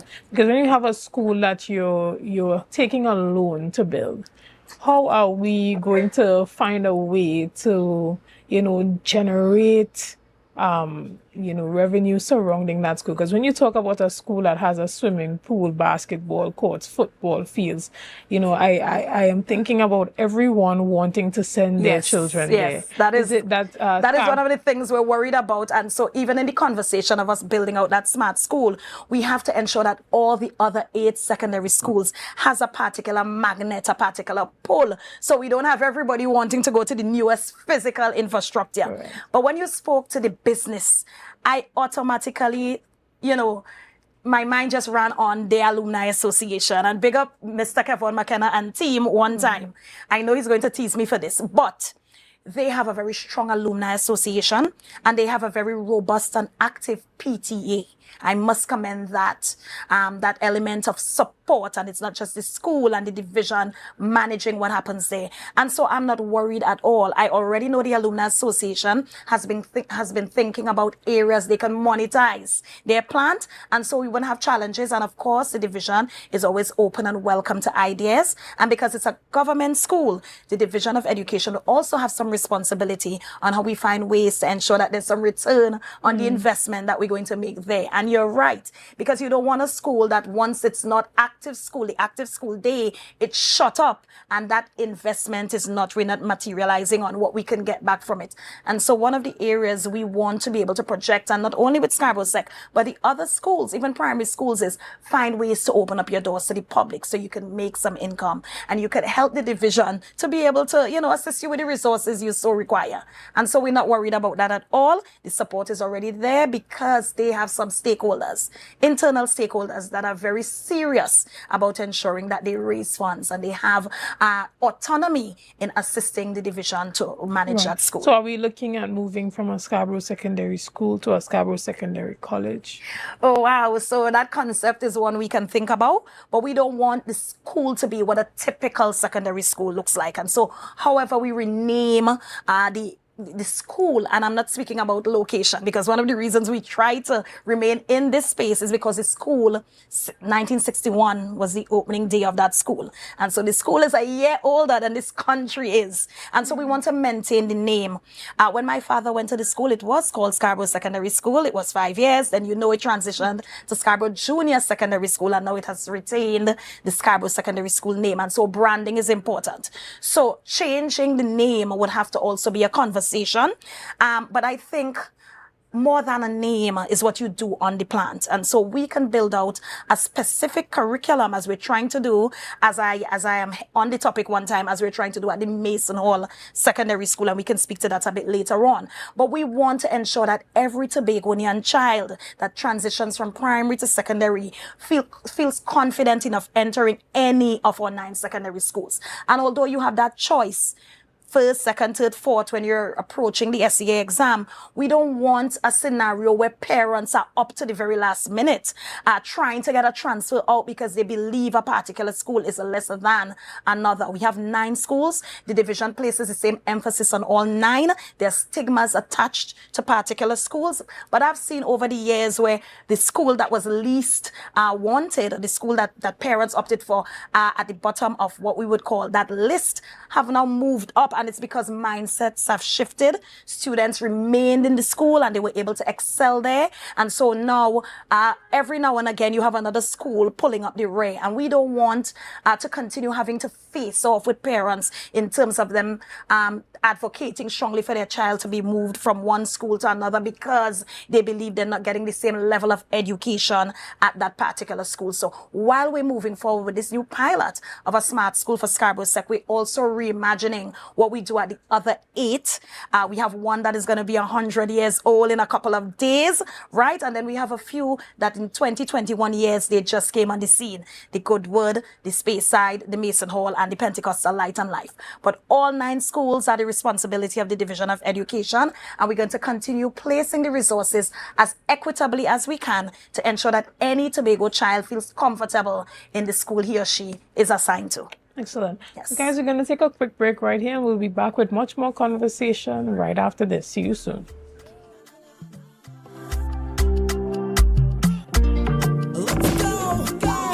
Rise and shine, Tobago. The breakfast vibes you've been waiting for is here. When it wrong, tell you you's a big dancer. It's time for Sun Up Tobago, the ultimate breakfast inclusive pool party that kicks off your carnival in style. We come to take shots. She come to take shots. Join us on Thursday, October 23rd from 6 a.m. to 12 noon at Scarborough House, 138 Milford Road. Music pumping, breakfast sizzling, coolers flowing, and vibes unmatched. Miss how she made. Girl, I'm coming home This is where sun, sea, soca, and celebration collides. Get your early bird tickets now at Pablo Supermarkets, Barcode, Lost Restaurant, and Launch Signature Cuts, IslandEtickets.com, and committee members. Don't miss the event where Tobago Carnival truly begins. Sun up Tobago. Come for the breakfast, stay for the vibe.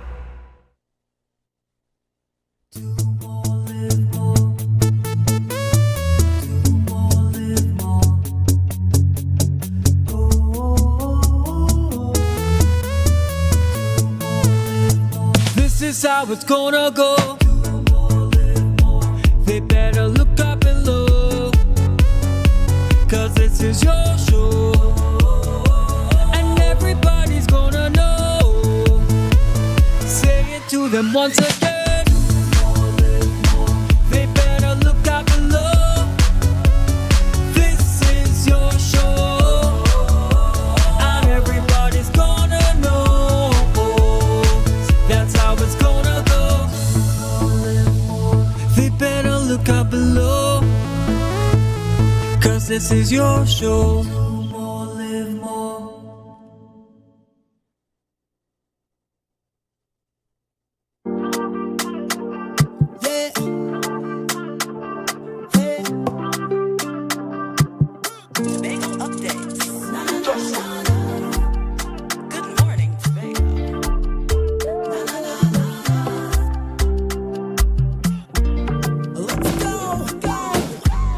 It's a brand new morning, rise up to a brand new dawning. As the passion start to rise, the energy fill the skies.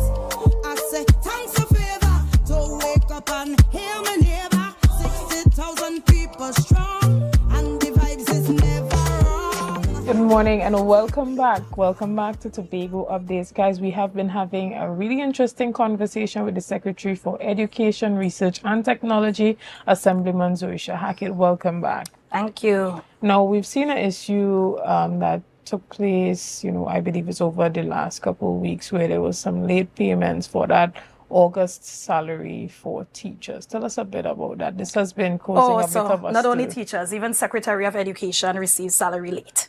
And so that's another one of the areas that I want to let Tobagonians know. My teachers would not be paid and I'm paid. It's one of the areas I made clear with my accounts. Secretary can't be receiving a salary and the teachers or any other members of our staff, whether it's library, whether it's our special purpose companies, receiving salaries late.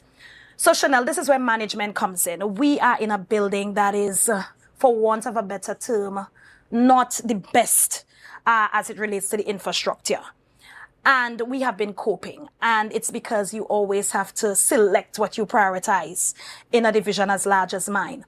And so we've been expecting to do some really serious works related to AC and ventilation in the building. And it kind of breaks my heart that the staff of the Division of Education that I expect to push the work out to ensure that our external staff are well treated with, have to endure some of these conditions. But when we juxtapose what it would cost for us to upgrade what's happening, or even look for another building if that's the issue or that's the resolution, then sometimes you have to make the decision that you think is more urgent. And so, for instance, school repair has been, the focus of the division for the last 2 or so months. And the monies we have to expend on the school repair, part of that could have gone to us upgrading our spaces, workspaces. And so although we can pull from it in a minute way to ensure staff is comfortable, right now the focus is on having our staff and students return to safe spaces. And those are the decisions we make. So right now, again, we have some server issues because of where the server is housed. And because our ventilation and air conditioning systems are not working well. And because of that, in order to not lose all our data, our ICT unit and some other technical staff have advised us that at particular times of the day, we'll have to shut down. And so what has happened is coming down to the end of the payment, and very late at that, at a stage when we really could not put the communication out there. It was over the long weekend. We realized that some of what we were supposed to do didn't get out in time. But what the division did is those teachers, and it's not a lot of teachers, Chanel. We have 900 and something teachers, less than 50 teachers who are affected. Those teachers were given checks so they can cash on their own. And so again, we have some issues that pop up out of nowhere. We try our best to communicate with our stakeholders, internal stakeholders, as far as we can, but sometimes there's some issues that we just can't resolve in time. Our division tries its best to be very proactive with mitigating against these issues. And so every now and again, we drop the ball, and we're not perfect there. And even as a leader, I would be the first to admit that we can do better with communication, but it's not a challenge of no allocation or there is no money in the division to pay. We had some technical issues because we do everything digitally in the division, and those technical issues caused a delay. And I want our teachers to know that the division continues to work hard to ensure that they're rewarded, they're given their just dues, and that these issues don't become frequent ones. And so I'm apologizing on the division's behalf. But again, it wasn't intentional. It wasn't an issue of no funds to pay, but we had some technical issues that caused a 2-day or so delay in their payment. And again, as I said, secretary also was not paid. So, yes. Understood. You know, it seems that every year we hear about issues related to delays in school repairs or just some schools not being repaired at all. I had a conversation yesterday with tutor representative for Tobago, Braden Roberts, and he was just, you know, identifying specific doing schools. His work. Identifying specific schools that have no repairs carded for this time around, like the Lambo AC, and he would have highlighted that that particular school has some ventilation issues, and it's really hot after break time in the morning. Tell us a bit about what's happening with the school repair project. So there is a misconception in this space, and I think Tutor Tobago officers should know better. And not peddle misinformation or not mislead the public in a way he always does in or around this period. There are 57 schools, and if I include the Roxborough Trade Center, we are responsible for 58 plants on the island of Tobago. There is no way, even with all the money in the world, the division can afford to repair every plant it's responsible for in any particular period. And that is because the same resources we utilize to repair our schools, the same resources we're going to send students out to university last week, this week, and in the coming weeks is the same development program funding, same. And so we always have to prioritize, and we always have to, if I have to call it juggle, we always have to ensure we distribute the funds so every sector gets a bit of it. And therefore, I heard a soundbite where Mr. Roberts was claiming about 13 or so schools weren't touched at all. And I want to put on record that Mr. Roberts, his figures are inaccurate. There were 31 schools not touched, and it's not touched because we intended to touch them. We, as a division, sat at the beginning of the period, and I'm saying the period, we usually sit in around March, April. That's when we start organizing our school repair program. Mr. Roberts has a duty, which is to go to the teachers in schools and almost create a wish list. And the division is always aware of the wish list. We have a project implementation unit with assigned officers that are in and around the schools, along with a school supervision and management unit, which have a close monitoring and evaluation role so they understand the needs of the schools. You also have a secretary who's directly informed and is in and around our schools as well, so we know what the needs are. Mr. Roberts goes to the schools and he gets the wish list. You can be an advocate for your schools, but the direct link is between the school supervisors or PIU and the schools.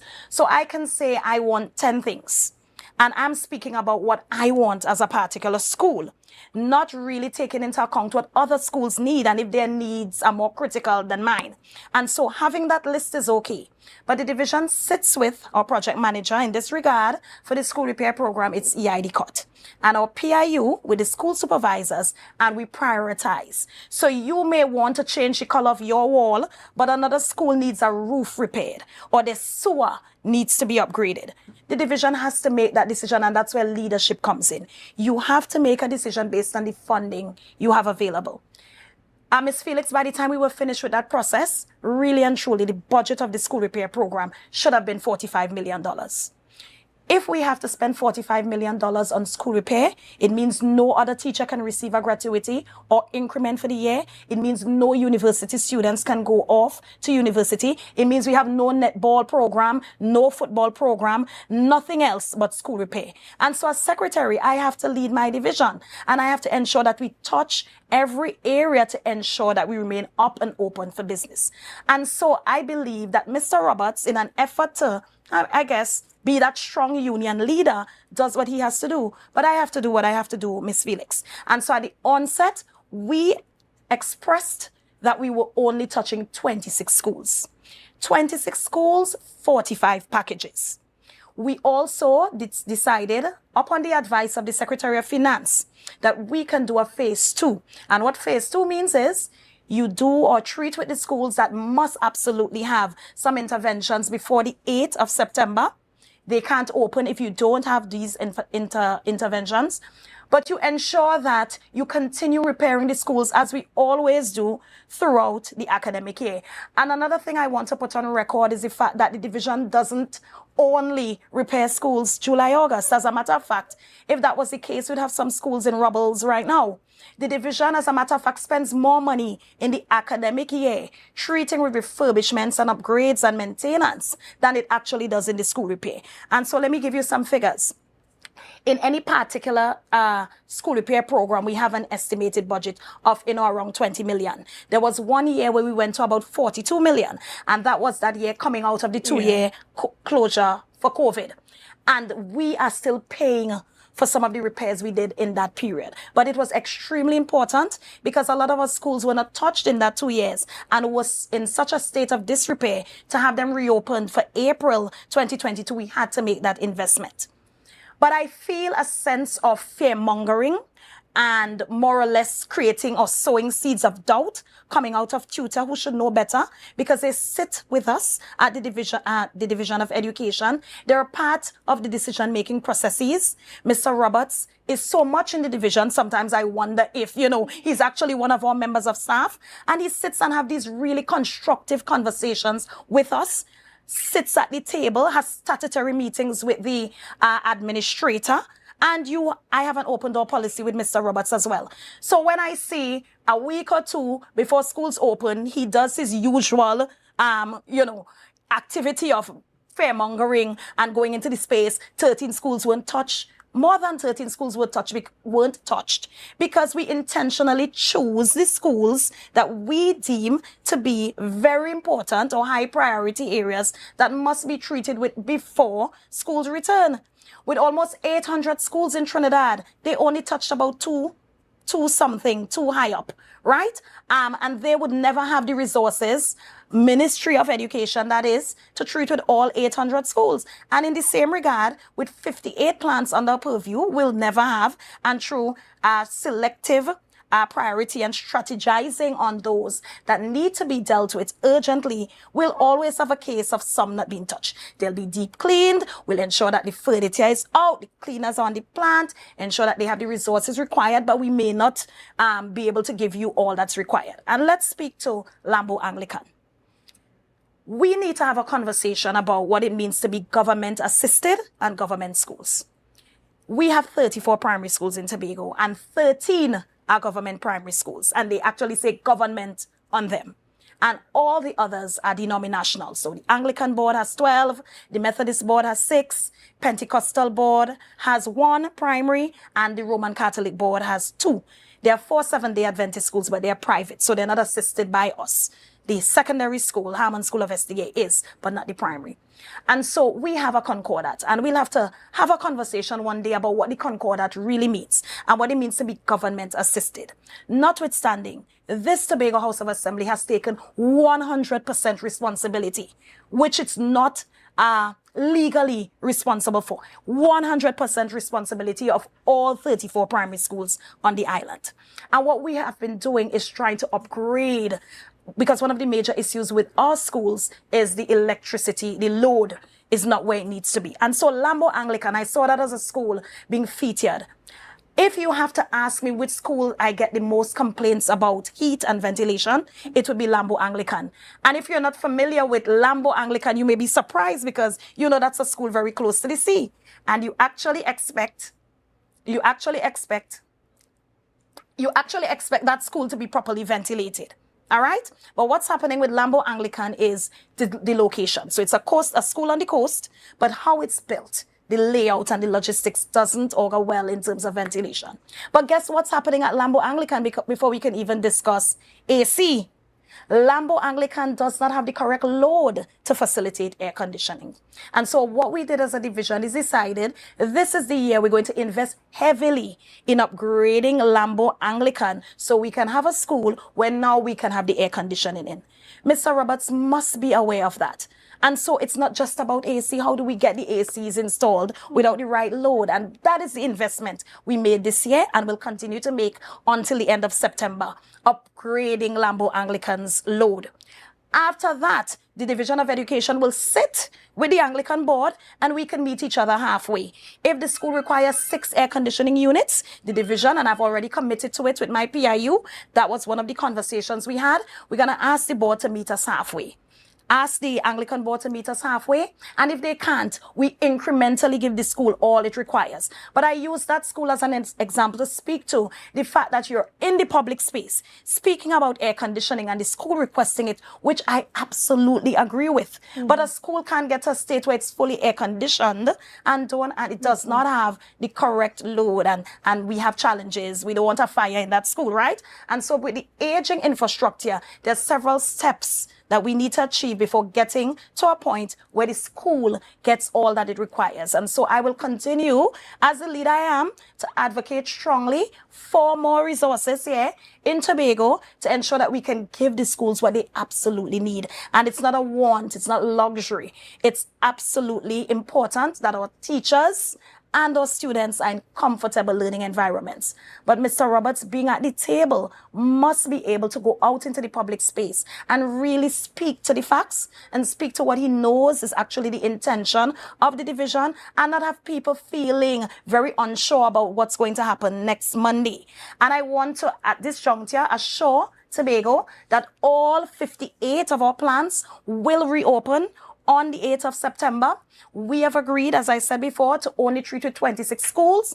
All 26 schools have been given the attention they require. A few final touches are happening right now as we speak, but they'll be up and ready for Monday.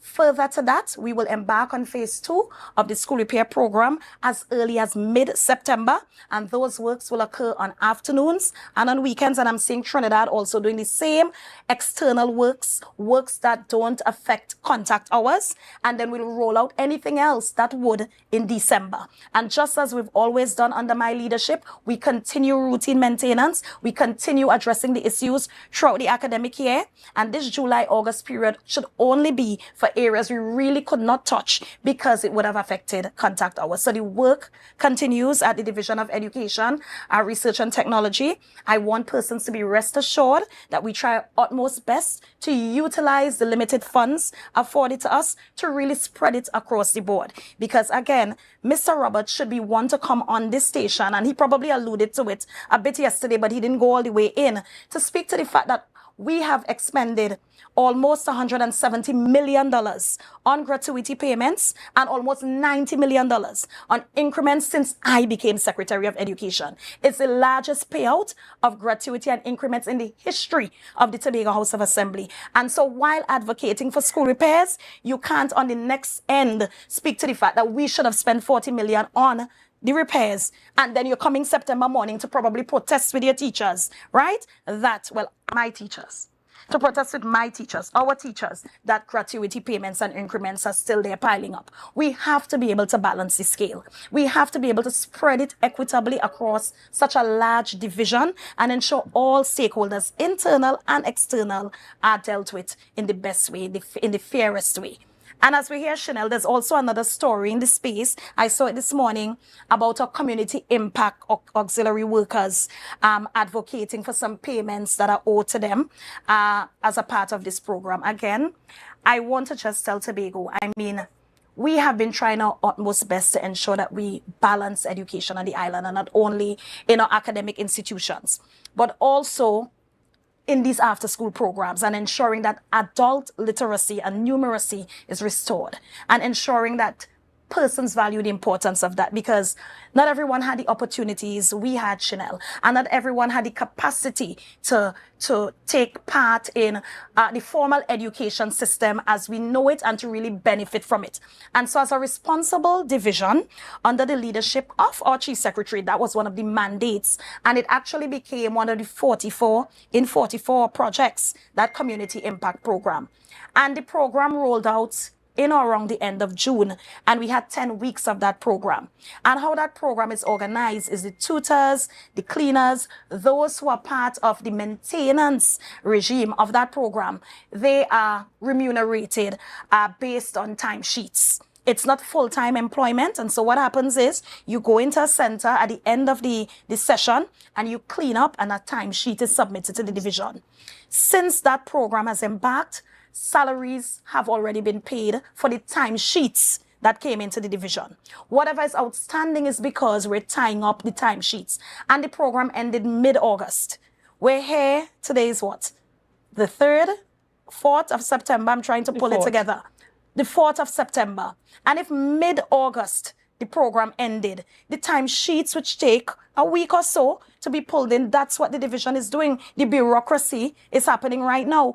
But to put it in the space as if since the program, because I'm seeing months, the program was only 10 weeks long. And as I said before, what is now outstanding is that period that took us to mid-August. And I totally understand the fact that school is reopening. We have those with needs who would have depended on a particular level of support through a program such as this.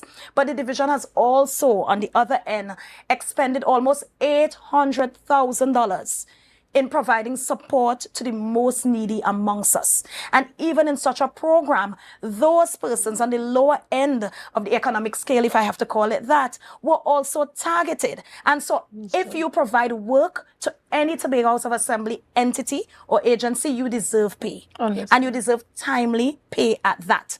But in this particular case, the program just ended. We're doing the paperwork, and so there must be some level of patience with the bureaucracy, as we know. There must be. And if additional support is required, the division is there with open arms, as well as, and I'm putting a plug in here for my colleagues, all 15 area representatives were afforded the opportunity, with the good leadership of our Chief Secretary, to safeguard all year for us to be able to have some $500 vouchers of persons of the public have been seeing us actually being able to distribute across the length and breadth of this island. It's out of sacrifice and out of our care for the people of Tobago. We were able to assist a lot of parents to get their children back out to school. So the opportunities for support are there. The division continues to understand the fact that in this island and with the economic realities, we must be more robust and diligent in how we push our payments to service providers out there, but we also must be fair and not put wrong information out in the space and give, those headlines like months. Understood. I have a challenge with that. Yeah. But unfortunately, we have to wrap up this morning. Wow, what's the time? Thank you so much for giving us your time this morning and coming and giving us the level of clarity that is needed. Yes. Encouraging students and teachers and even the staff at the Division of Education to prepare, adequately for the new school term ahead. Also giving us those updates on the relationship between the central government and the THA commitments that have been given by the minister to help you with those projects and those policies that have been done by the division, and have been sitting there waiting for adequate funding. But guys, we want to thank you so much for being a part of this morning's discussions. Thank you for your likes, your shares, and your comments, and all that you have been doing and continue to do to make Tobago Updates the #1 broadcaster here on the island of Tobago. Again, I am your host, Chanel Felix, and have a great day.